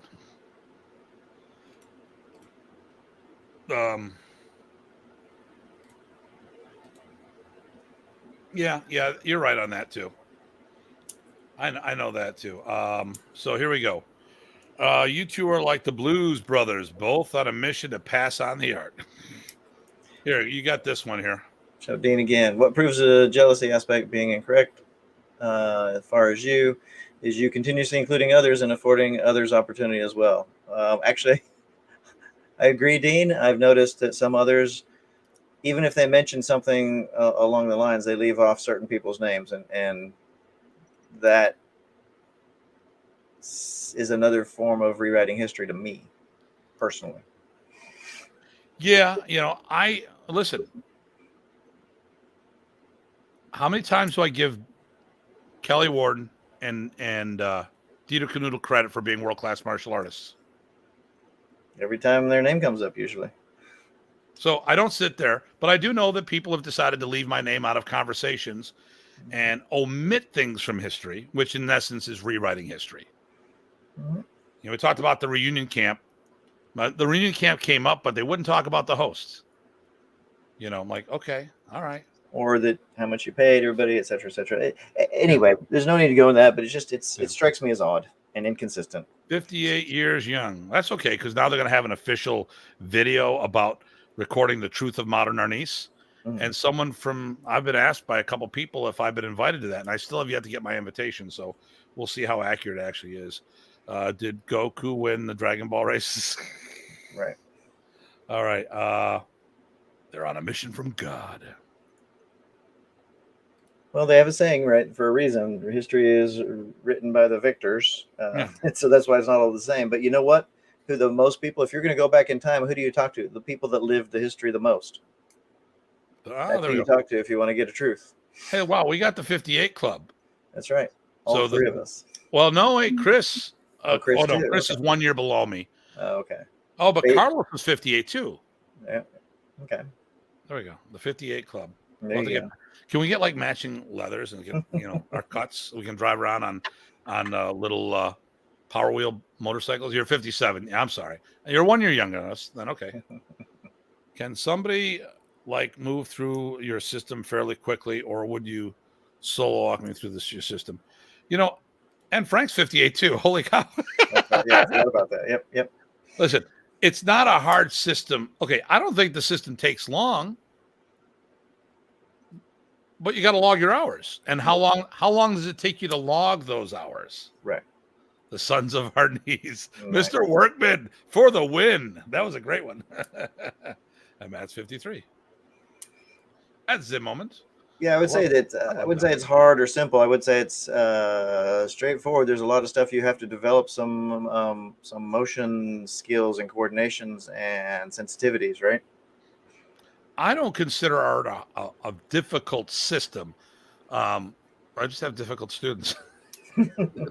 No. Actually, here's the thing. Nowadays, life is so complicated. So I noticed the paradigm shift at September 11th. Things started changing. The world started changing, and that's when I started losing a lot of my students that used to come 3 to 5 days a week to class. I don't have that anymore. The later it's gotten now, I've got one of my black belts came in tonight. That's 2 weeks in a row. I've seen him one night a week, but then I didn't see him for 2 weeks. And because his job is just running him ragged, so it's not like it used to be, Right. And it's not the age group. It's just there's so many other people are overstimulated these days. Shaolin's Kempo seems a bit complex, I think. Well, then, yeah, I don't know. I can't make a comment on that one. But so when I look at what Remy taught, I didn't see a difference based on the people in front of him when it came to, say, the art. Okay. He taught me the same way he taught everybody else. And I was committed to the art. I did the art. What I saw was a different level of expectation to people who were just doing it as an add-on program. And they were given, when it came time for their certification time, that's where I think the art within the art is different. I think when it came time to test, Remy he transferred your martial credits from your primary system over. So he said, all right, I'm not going to teach you. But I mean, a lot of people didn't learn how to punch and kick from Remy. Right. They learned from their karate, their taekwondo, their kempo, fill in the blanks. Some people didn't learn their locks and throws from Remy because they learned it from their jiu-jitsu, even though there may have been an overlap. Let me see. It says here in the history book that luckily the good guys have won every single time. What are the odds? No, Norm Macdonald's great. And if people don't know who that is, they need to check out some of his writings or jokes or sayings. He's very sharp. Yeah. So, what do you got? I mean, I listen. I'm just going in circles now. Yep. I know what mode I'm in. So, what do Gotcha. you have for me? Yeah, I think, I mean, well, we didn't talk a whole lot about the things, but I think we touched about a lot of the issues. One of the things I was hoping to get to today, but I didn't see a good way to, but I'll go ahead and do it now. Um, so it's interesting. So for me, at least, what do I care about? I care about the art. I care about the students. I care about the style. I care about the system, all of that stuff. And to me, anybody who's practicing modernese, you're on a great path. Go for it. Do it. Whoever you're with, I don't care. I don't. Here's the funny thing. I don't care about the people at the top, right? They don't matter, except for how well they can pass on that to the students in the future, and the system, and be true to something that they love, and hopefully it's the same as what I love. But I think we lose sight when there's a lot of this politics happening, that it's all that the seniors are almost a distraction at that point. The material is great. The art is great. The students are great. I guess I wish that we would focus more on that and not get distracted. The problem is that, I also react when things are not quite right, because I'm a little anal sometimes, right? The scientist in me, I guess. But still, I think we should always touch back to the art, passing it forward, the students, the next generation, the completeness, and all the great stuff it has to offer for in each of those areas. I just wanted to touch base on that and circle back, because I think that is the most important stuff. Hey, Terrell. I mean, Hey, Danny, Coach Danny. Danny. Hello, gentlemen from State Park outside of Oh, he's Idaho traveling Falls. around. Yeah. Oh, he's all over. I've been seeing his photos Yep. all over. Yep. Actually, you know what? When he wears a hat and set of glasses, Mm-hmm. shades. You know who he looks like? Chad when he's wearing a hat and set of glasses. Okay. Yeah. Because There one of you the go. photos like, what's Chad doing over there? Oh Right. wait, no, that's Danny. Right. It's that floppy hat. Yeah. When I go in circles, I get dizzy. Yeah, I listen. Yeah. I think. It was a mini. It wasn't really a rant, but it was a redirect. That's all. Sorry. Yeah. Listen, we're not here trying to cause trouble. Right. I enjoy when I do. Don't get me wrong, but we're not here to cause trouble. And there's no need. There's no need for me to tear someone down to make myself better, because I've already, the proof's in the pudding. I don't need to do that. And that's not even interesting, really. Yeah. But yeah, yeah. Perspective. I think you touched upon another thing, which is scale and perspective, and I think people forget the sheer tallies that people are going on. And so I think, we still got to. I think it would be interesting to share what that background connection is. Not that the background and connection makes you any better, but if you're going to ask, hey, what did you see? I think I'd want to ask a person who saw more of it, right? Even me. I mean, it's surprisingly, with only 18 camps and maybe 30 seminars with Remy, that that's way up there compared to who's still left out there teaching and active. It's crazy. I'm not claiming I'm any great dude, but I mean that puts into perspective some of where people are coming from. Well, I mean, I've got students that have spent more time with some of the leaders of modern Arnis. So it's just, it is what it is. But perspective and scale is what I was telling back Yeah. to, and where do you go for the roots of information? The one who's do you ask a chemistry student in high school about chemistry, or do you ask a PhD chemist about chemistry? Right, forgetting about the degrees. Hey Datu, love to hear a show about your event year and divisions. Is that wrestling style belt first or grand champion? Oh, okay. Grand champion. Yep. So funny you should mention that. Next week is Herb Blue. Oh, awesome. Sifu Herb Blue will be on next week. And then I'm not going to mention what the next show is. Well, there's a couple reasons. But it seems every time we talk about a show, somebody writes a paper on it. Without correctly linking and that kind of good stuff. And sometimes before the show comes up, Hey, listen, you're going to bust my chops on something. Let me do it first. Just, I noticed, man, I got our lead-in video is huge now. Lead-in video? Oh, yeah. It just kept going forever. Oh, yeah, it's an homage to my seminars. Hey, you got a seminar coming up? Yeah, actually, I do. I got 2 in August. Why don't I have the information on it? Oh, I haven't sent anything yet. Yet. 12th of August, I'm here locally, and then also the end of August, 26th, I think, something like that. The 12th of August is the thing where we got back hooked again. It's the East Coast FMA gathering. That was a good one. Yep. So Lex and his father.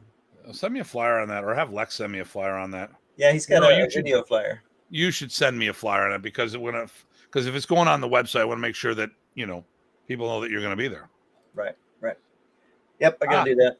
So why do I want to make sure that people know where Ty's going to be if I'm the guy that I am? If I'm this big jerk, why do I want people to know where Ty's going to be? So right here, the haters have to get the hating early and early. There you go. So why do I want all this stuff? Here we go. So let's talk about this.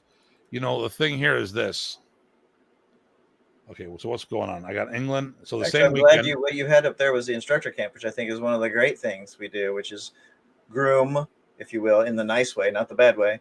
The generation of instructors out there, right? We're not just teaching the students coming up; we're teaching the teachers of the students, so that everything is as good as it can possibly be. I love that. Since we brought it up, let's talk about this. So I'm the feature instructor. We actually set up a classroom environment. Yep. So I have 3 competition style rings. So this is a 20 by 20 area. You got 2 more of them. We have tables and chairs set up with notebooks set out. And then we take notes. We get on the floor, train, take notes, get on the floor, train, take notes, get on the floor of the train.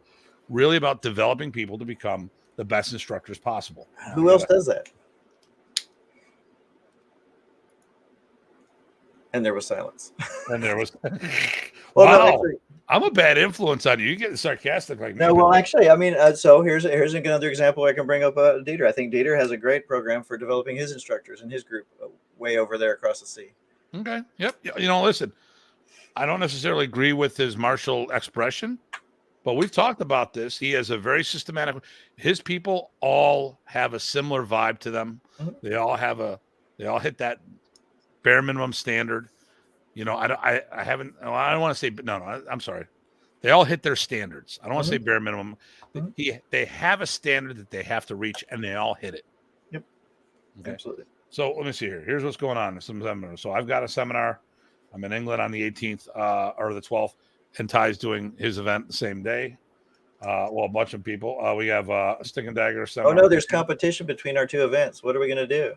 Actually 3, because now Sam is doing an event too. So there's 3 seminars on the same day we're promoting. Oh. So it'll be me, a seminar of me, Sam, and yourself. Oh my gosh, where's the political bickering?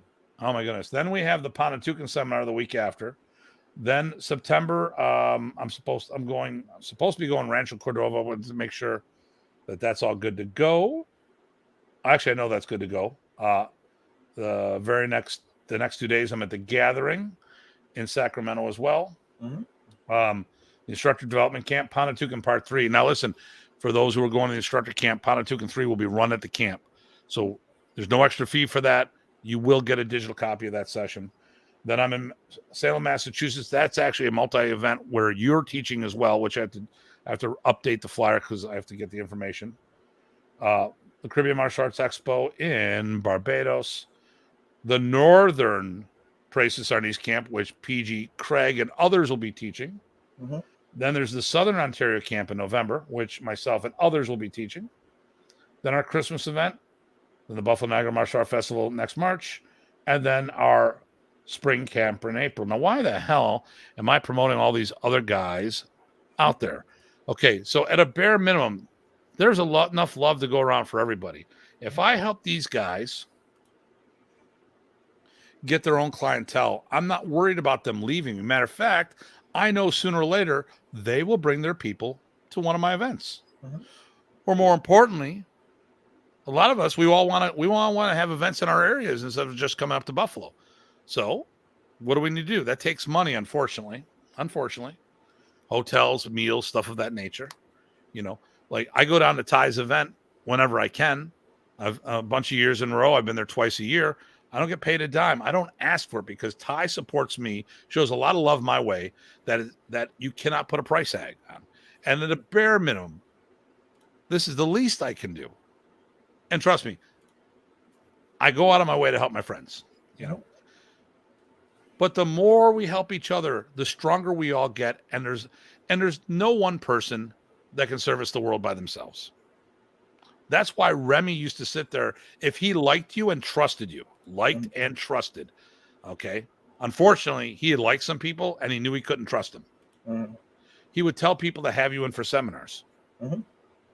All right? And a lot of times, first thing, once Remy walk away, I go, hey, no, you don't have to have me in. If you want me, I'm there. But don't do it because Remy told you.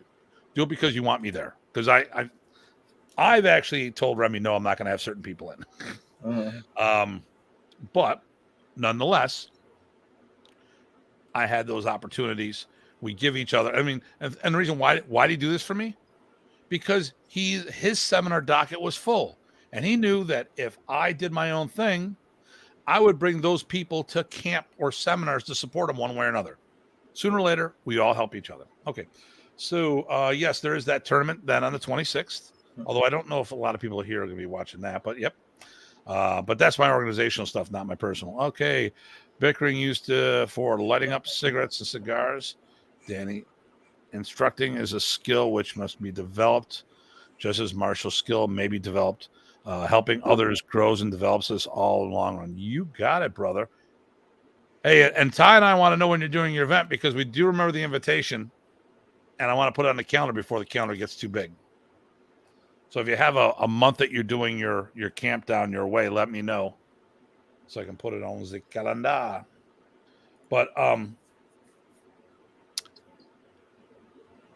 how I ended up in Brazil is that Talis saw all the stuff that's going on, and it wasn't just me. It was mostly me because it is my profession, and people don't always give me the flyers in a reasonable time, or I make some up. And it's not just you.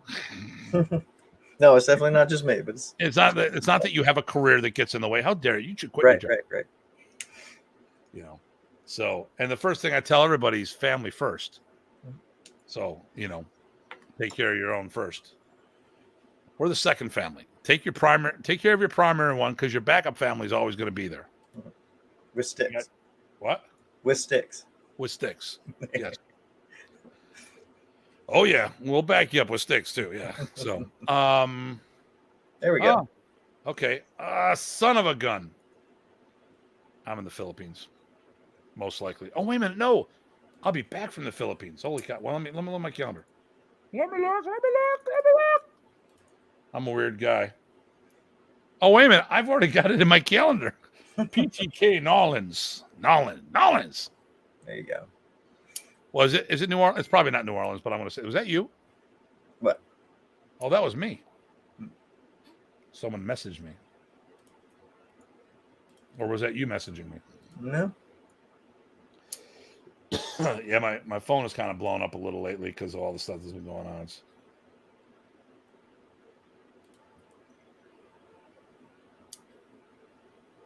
Oh, okay. I'll tell you later. Okay. New Iberia, Louisiana. Get some crawfish. Whenever he gets back home. Yeah. He's got some time. Okay. There's a lot of dudes rolling an FMA scene these days who feel validated only by their association with a group, system, or instructor. I saw that. That's Paolo. Well, I'm all about your. What's the word I want to? Your lineage. Lineage is important to me. Yeah, it doesn't prove anything, but it's what you do with it, and where you go with it. What is it? What in your discussion? How does it come up? Is it come up just say it proves you're legit versus you made shit up?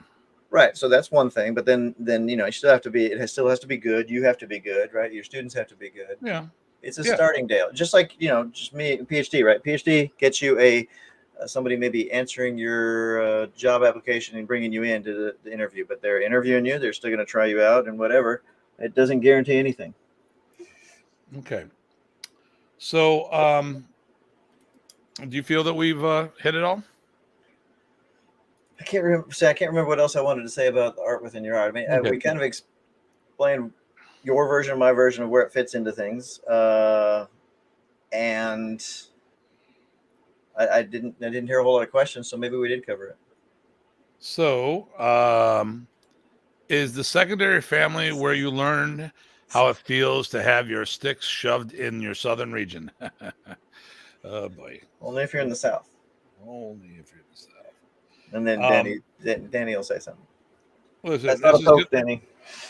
This is going to be somebody. This is going to become a. This is going to become an essay that could be downloaded off of somebody's website. But here's my take on this.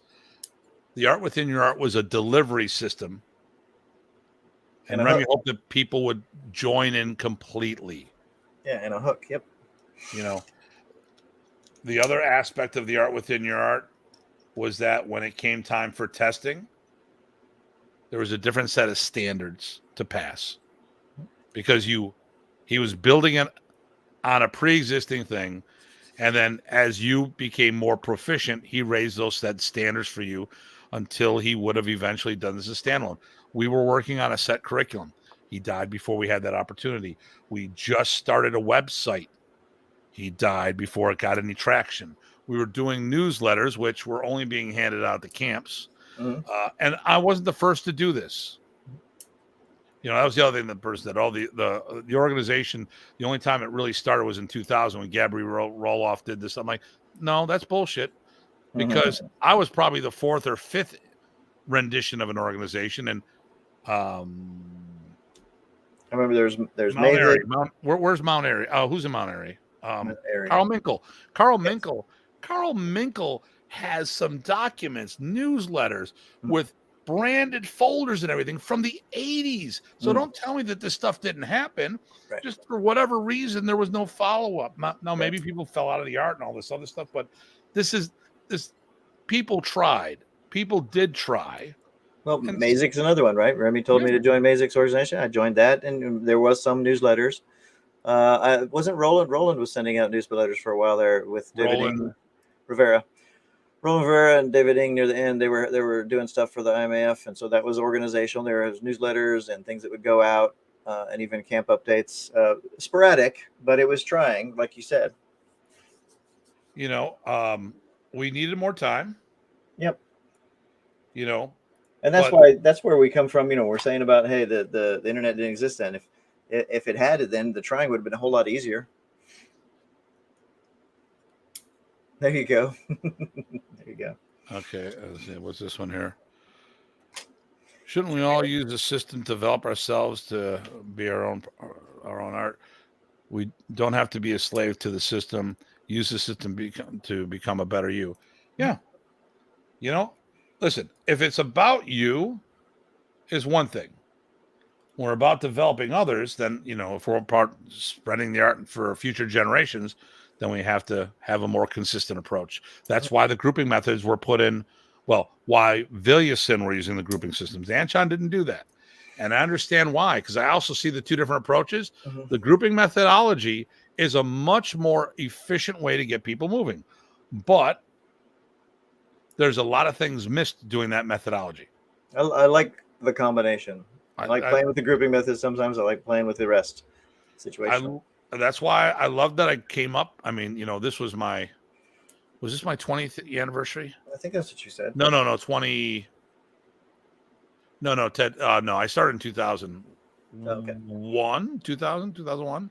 Okay. So 22 years. Oh no, Ted died 10 years ago. That's what it was. Mm-hmm. Actually, I started in 2000. So I've been doing it for 23 years. Mm-hmm. Okay. I came up in the group in the ungrouped methodology, mm-hmm. and then Bobby Tabuada has been my mentor in the group methodology, and you know, I've seen other group people, and I definitely think that I'm better for having exposure of both. But it was better that I did the group methodology first. I think it, yeah. I see all the possibilities in the group methodology versus the ungrouped. You know, I think some groups out there are they're missing a lot of opportunities in their groupings. But to get it out there, it's definitely a good system, you know. And that's why the system is to be maintained. But the individual, you know, needs to make it his own. Yeah. I think I'm sorry, I'm putting your words in your mouth, Danny. But oops, the individual needs to make it their own. Was I right? Put it in. Oops. So I get Danny points if I was right, and no Danny hits if I was wrong. Yeah, yes. Yeah, but I you know, and you know, so getting back to it, I think ultimately the big difference was the delivery systems. You know, did you have, because, you know, like I said, when it came to teaching each technique, it was the same as when he taught the people who did it as a standalone. There's no difference. It's just I think the art was in your art is more of the expectation. Like I said, there was no art within your art prior to him coming to the States. He just taught the art. His videos were about the art. His books were about the art. He was about the art. Did he do seminars before he came to the States, or was it all more classwork? Because that would be part of it too. I think part of it is just that seminar camp delivery mechanism promotes that kind of, hey, whatever you can do it.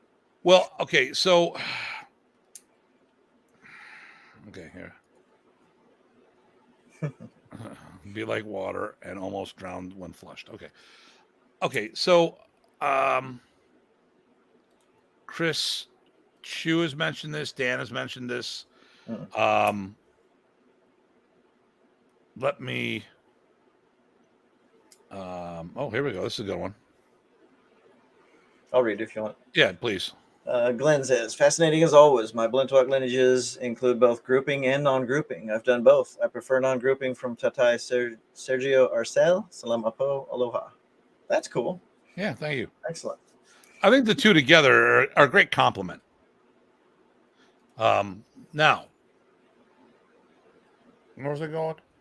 Oh, so this was said by a couple different people. I have a theory on this, but I'd like to get your take. And I don't want. I'm not going to say.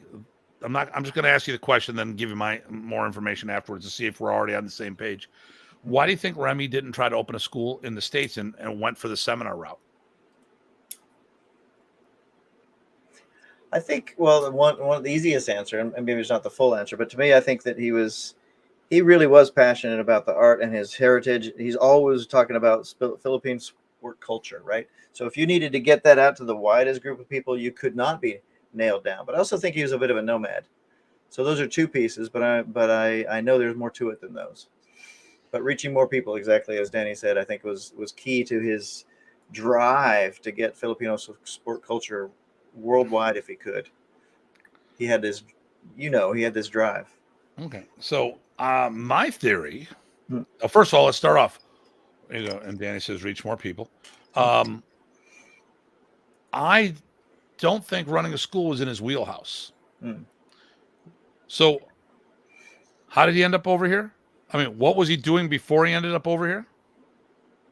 Teaching school in the school system and a school. Bigger. Right? What was the bigger thing? Oh, there's movies. No. What was he doing for the Philippine government? Oh, he was the ambassador, right? And what did he do? Well, he pissed off the wrong people. No. He was a goodwill ambassador with diplomatic and papers. Right.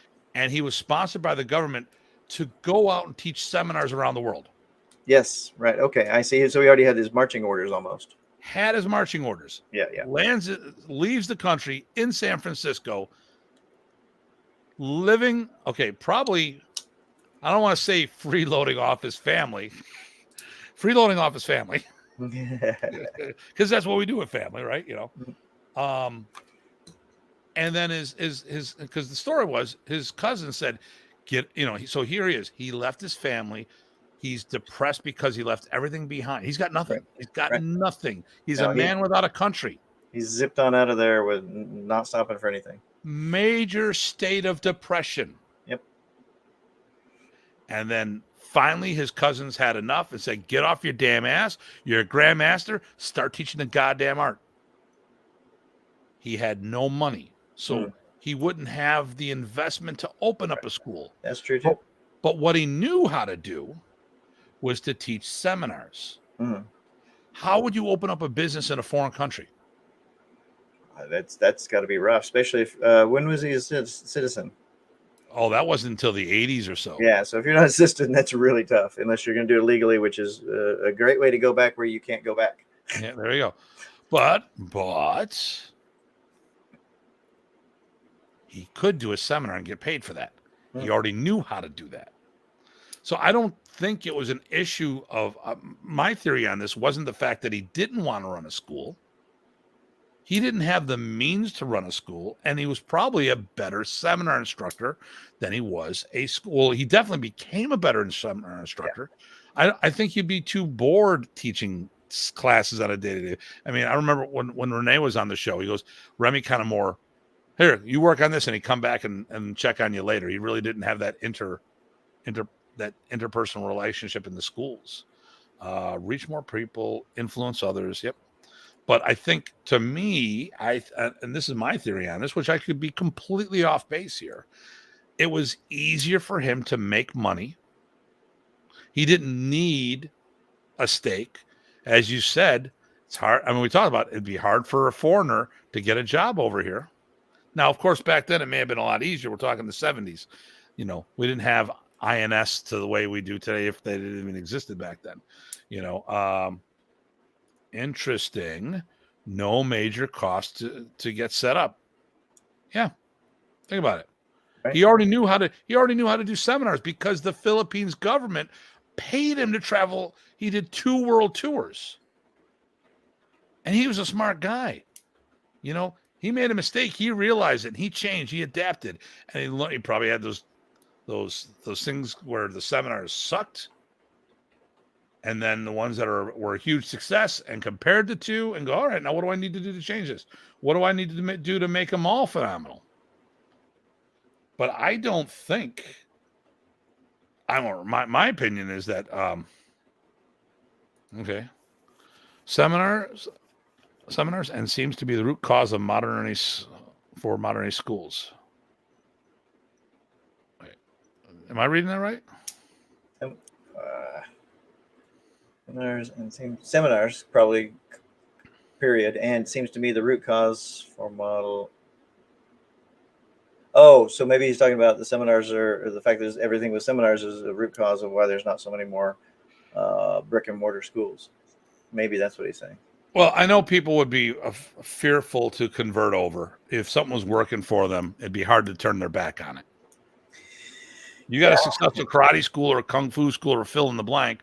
Why would you change if it's, you know, why would you change it if it was working, you know? And people are, even if you're changing from karate to Brazilian Jiu-Jitsu, right? People don't change their schools very easily in the first place, let alone ones where they don't have models or they think they don't. Yeah.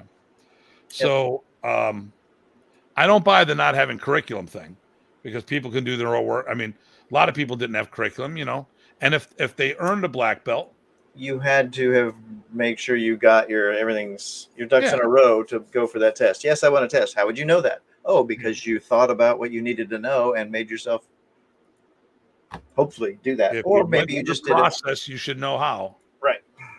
Unless you got promoted just because you hosted a bunch of camps and seminars in the Pacific Northwest. Well, just there were black belts and black belts, right? And some of them were for service to the art, and Remy valued that, and I get it. Yep. So, but yeah, but I think seminars are the root cause of modernist schools. Oh, for so many that are around, right? So yeah, if Remy was stayed in place, I wouldn't have met him. Tim wouldn't have met him, right? Perhaps. Right? All of that stuff would have happened. So you wouldn't have the spread, and you wouldn't have enough people that could put it in their schools. Now, some of them are putting it in as flavor. Some of them are putting it as whole efforts, that kind of stuff. Yeah. Maybe that's what he means. Okay. Yeah. Just a thought. Gotcha. Eric, we'll be there for that. What? I missed something. I'm not sure. Okay. Yeah. Okay. I'm not a nurse practitioner at the time. Okay. Where was that, Kurt? Where's Kurt from? I don't remember. He's from Alaska. Oh, well, wow. Okay, so very cool. So, yeah. Oh, Utah. Oh, okay. I'm sorry. I thought you were in Alaska. Or you live in Alaska now. I'm so confused.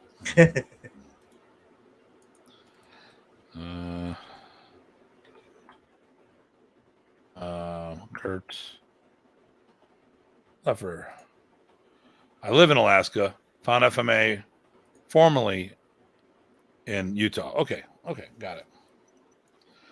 All right, it's better. I feel better now. Yeah. So I think that's why we ended up where we are. I mean, and thank God that Remy was good at doing this stuff, because if he wasn't, I wouldn't have had access to him. Who knows what I'd be doing? I'd be doing Ishino karate. Right. I might be bored. I may have quit martial arts. I mean, modern Arnis kept my interest. Right. Filipino martial arts are my passion, and I had no clue what I was doing when I was looking for school. So I was fortunate that the first school I found was actually the art that I was meant to be doing. Perfect, right? Yeah. Yes, you heard it. Perfect. Ty said I'm perfect. There's a perfect thing. Oh, is that it? I'm going perfection there, baby. You just said perfect, so I just say, It's for all things, right? Okay. So, once again, I think it was more the delivery system, the art within your art, and Datu would be a Taekwondo. Sure, I would. He's just still in awe of that spinning back kick I did during the tournament and scored. Score! I would certainly not. Okay. Just in between. Hello, Mr. Tim. My name is Bewildered. I was wondering to meet you. Haha. I am a bastard. Okay. Yep. Yeah, I'll go with that. It was amazing. Yep. So, yeah. Oh, I had my wait, what do you do? MRI today for my shoulder. Yeah, okay. I won't know anything until September. My appointment's in September for my orthopedist, unless they find an open spot. So here we are. Wow. It's July 24th. That's amazing. Yay, fun! Wow. I finally found out what happened to my shoulder. I have some arthritis in my AC joint. Okay. Yeah. Nothing you can really do about it. Man, nothing you can really do about it. Shark cartilage? No, it's osteoarthritis. So it's bone spurs essentially right up in the front there that keeps not going anywhere. Yeah. It's mild supposedly, but it hurts. So that explains it. Okay. Anyway. All right. So that's the deal. That's what our take is. My take my take is that it was one of two delivery systems. It became the more popular one, how to bring people in the hook. Mm-hmm. I also think the art within your art was when it came to the testing criteria. That's where it really was evident, not the teaching, but the testing criteria. And and I think we're going to do a show on what is modern Arnis, and that's where I'm going to get more into things, because once again, if it was any other art, we wouldn't be arguing on what we can blend it with. We'd be arguing on what the damn technique is. Right. I mean, it's just silly. Oh, well, it's modern Arnis, modern Arnis is whatever you want it to be. No, it's not. So that actually, I think you touched a hook on thing. That's actually probably the thing that bothers me the most about stuff is some people, I don't know what the deal is, but their focus is not on some of these really nice details of movement that Remy tried to share. And I find that as a loss personally. Or even ignoring what he said, right? The Punyo is a perfect example. Oh my God. Okay. Can I say this? Can I please let me be the dick first, okay? Okay. Okay, because then you can be the nice guy. I need you to be the nice guy. Maybe, I don't know. It's different for a photo shoot, okay? I've got a photo shoot. One of my pictures, I have a huge amount of puño because baby likes back. No, because it's a big stick. Right. But I can't listen to people telling me that they know the goddamn art when they don't even know their basics on how to hold a stick. 1 to 2 fingers worth of puño, not a fistful. Now, if Remy grabbed the stick higher, remember, he had gout, arthritis, and all these other things, like Angel Caballas. If you looked at his stick, it was 28 inches. And then as his health deteriorated, they made the stick smaller and smaller and smaller. That's what she said. Boom. Boom. Nice. But the thing here is if they can't hold a stick, if they don't even know the fundamentals of holding a goddamn stick, how can they know what the hell the art is? Okay, I'm done. So please. Okay. I'm sorry, I had to be the dick there. But that's the thing. So as soon as you say, okay, yeah. I mean, that's the thing. So as soon as you say that it can be whatever you want it to be, now it's nothing, right? So it either is the core centered around what Remy was sharing, or it's not.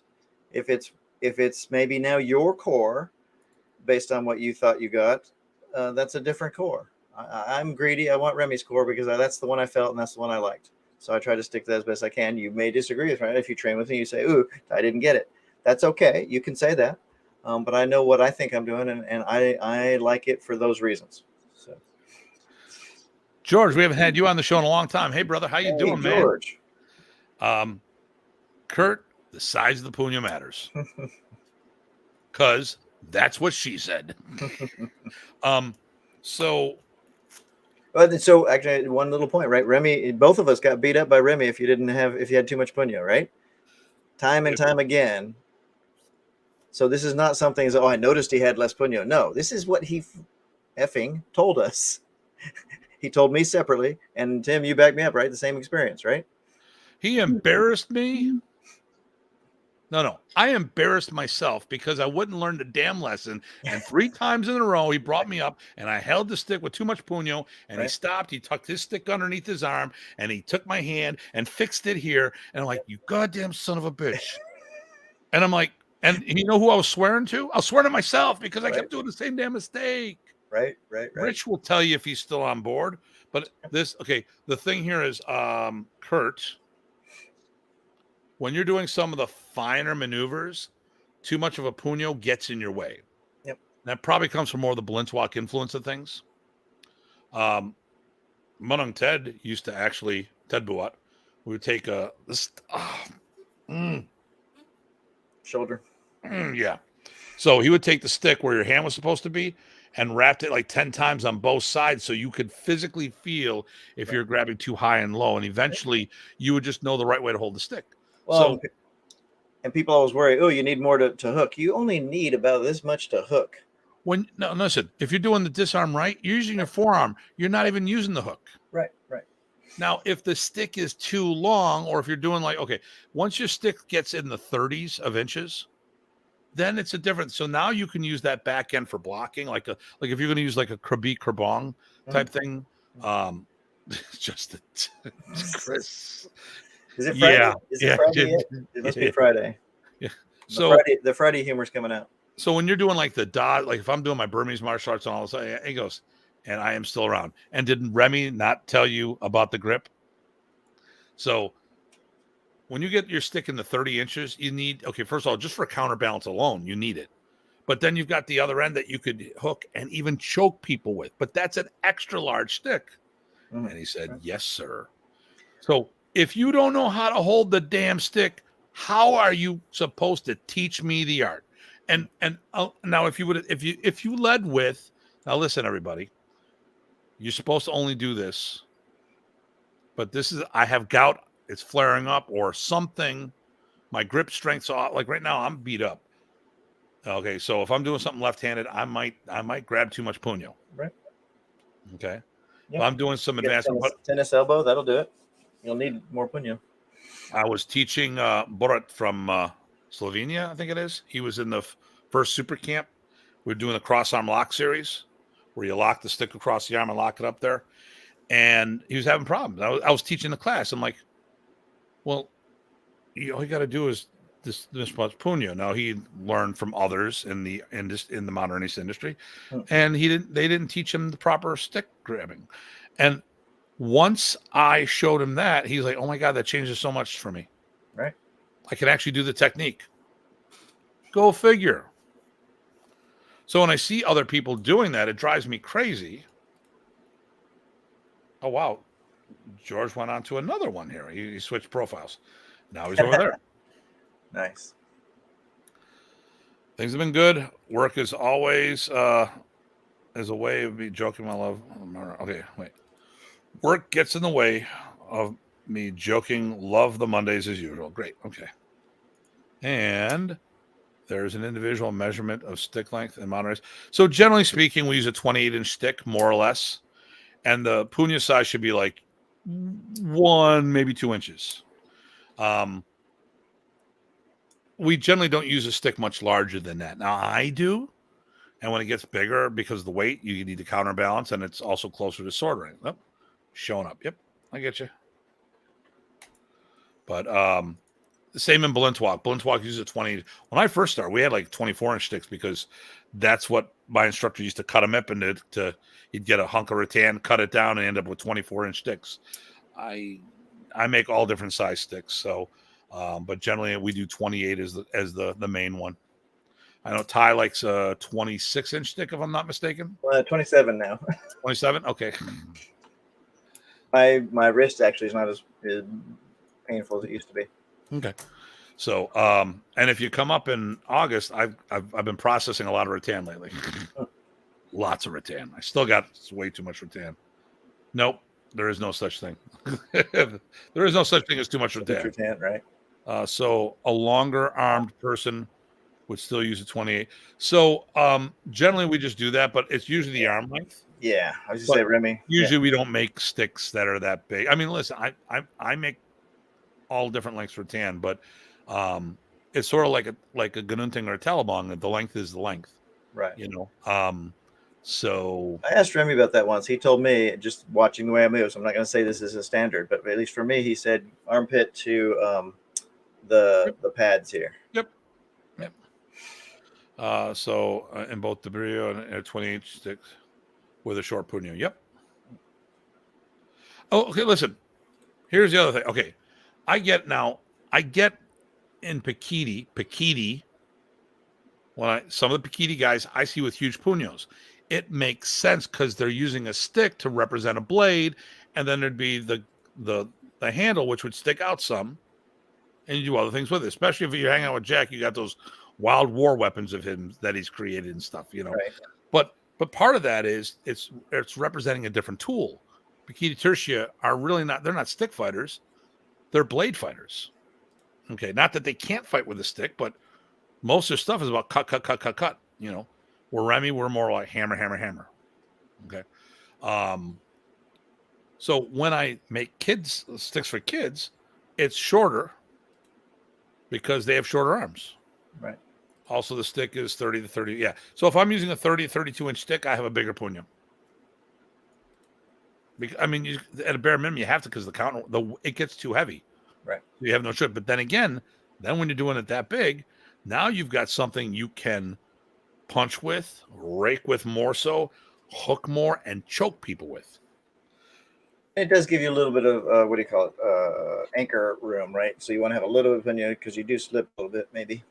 But it can get in the way of some of the advanced techniques, like the stuff that's more the Blintwalk influence, that your punyo can get in the way of the material. Yep. Oh yeah. Well, having trained in Blintwalk and being introduced to Serrata, I'm appreciating the shorter stick, and it's nicer on my shoulders. That's where we get to ask him how old he is. Okay, I use a 28-inch stick with a wingspan of 75 plus. 75 plus, jeez. I have used larger diameter than others because it fits my hand. Yeah, he's a giant. He's a gentle giant. I was gonna say he has no punyo because his fist covers the whole stick. Yeah, he's like Andre the Giant, but different. That's right. I hate when Friday humor. Oh, it gets in the way. Yep.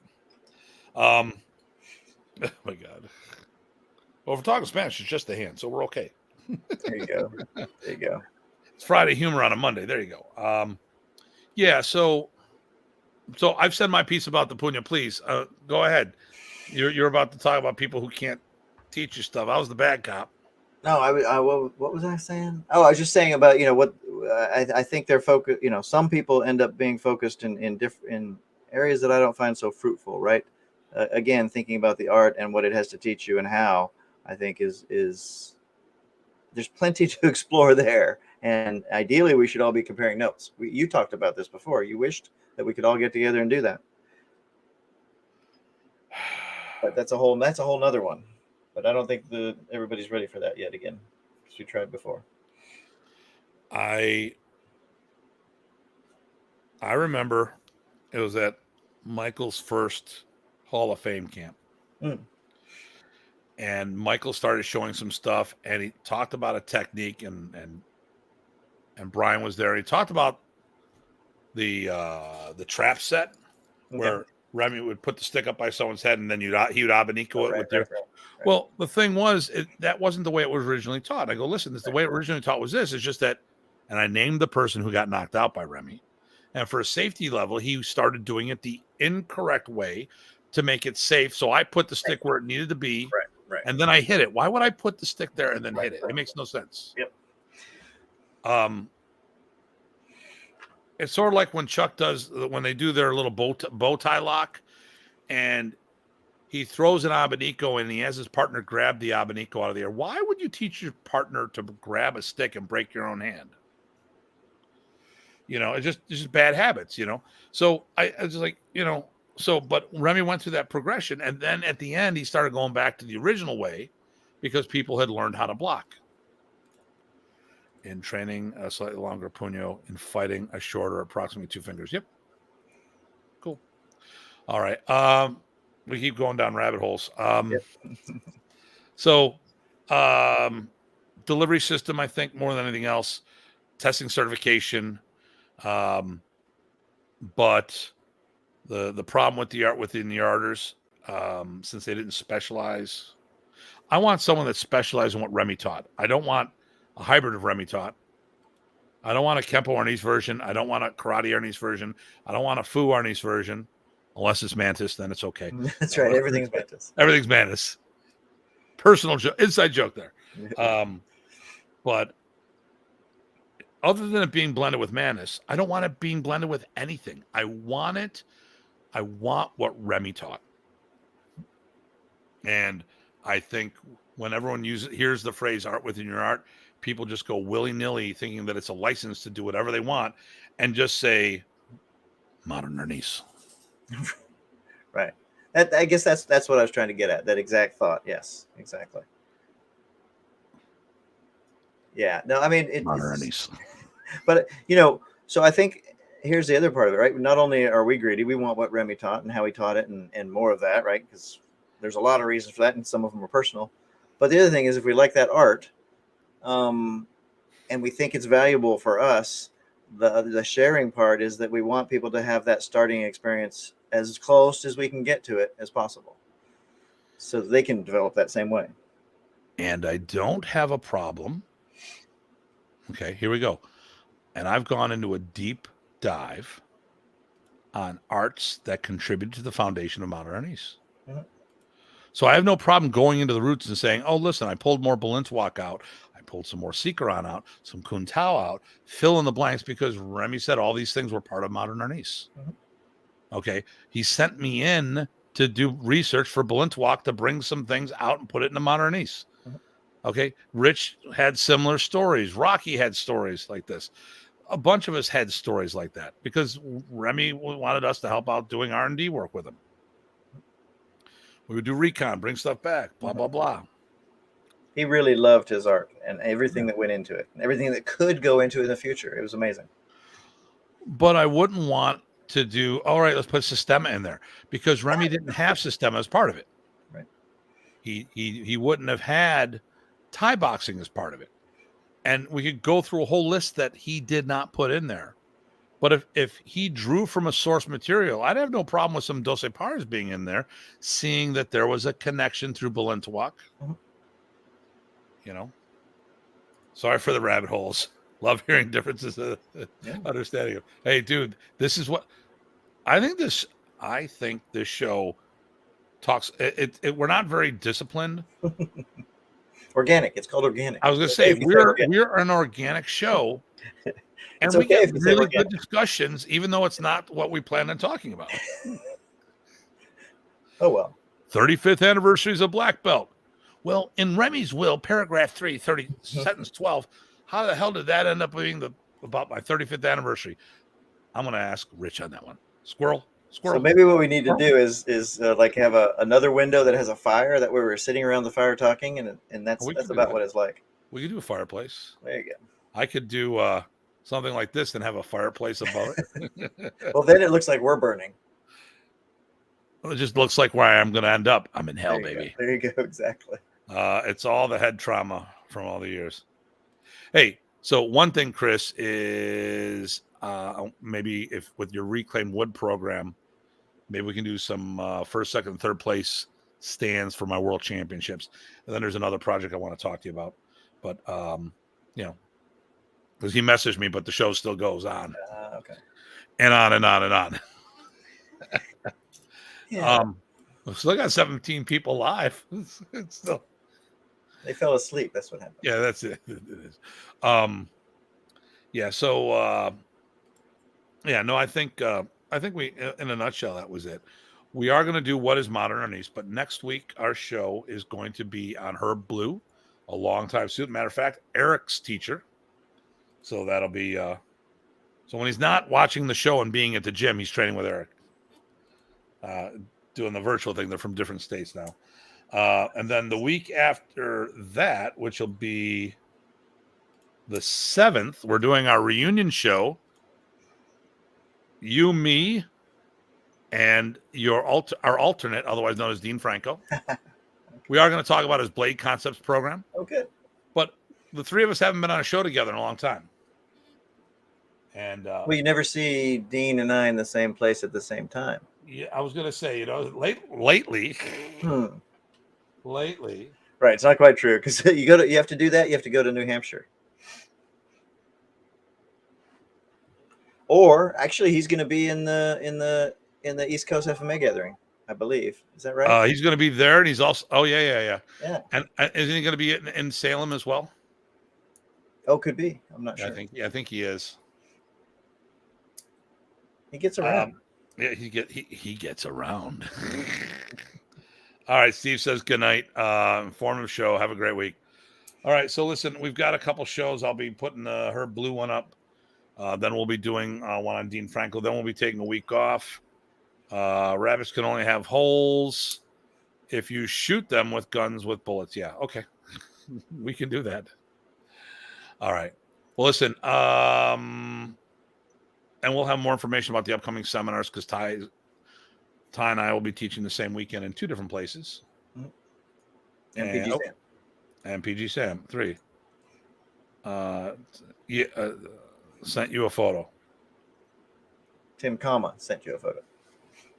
No, I said Tim sent you a photo. Yep. Ciao, Rich. So where did you send it to? It's for you to find out.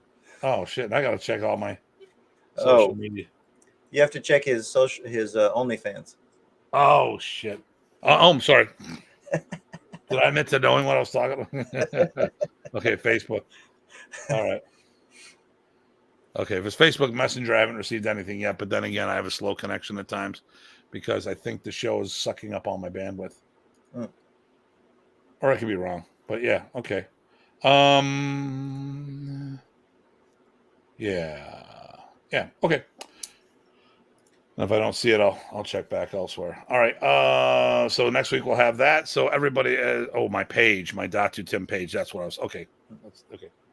That was the other place I was going to look at that. All right. Well, listen, everyone, as always, please, stay safe and stay sane. This is always a pleasure working with my brother from another mother. And we'll just wrap it up. So this is Datu Tim. PG Ty. Thanks, everyone. Stay safe.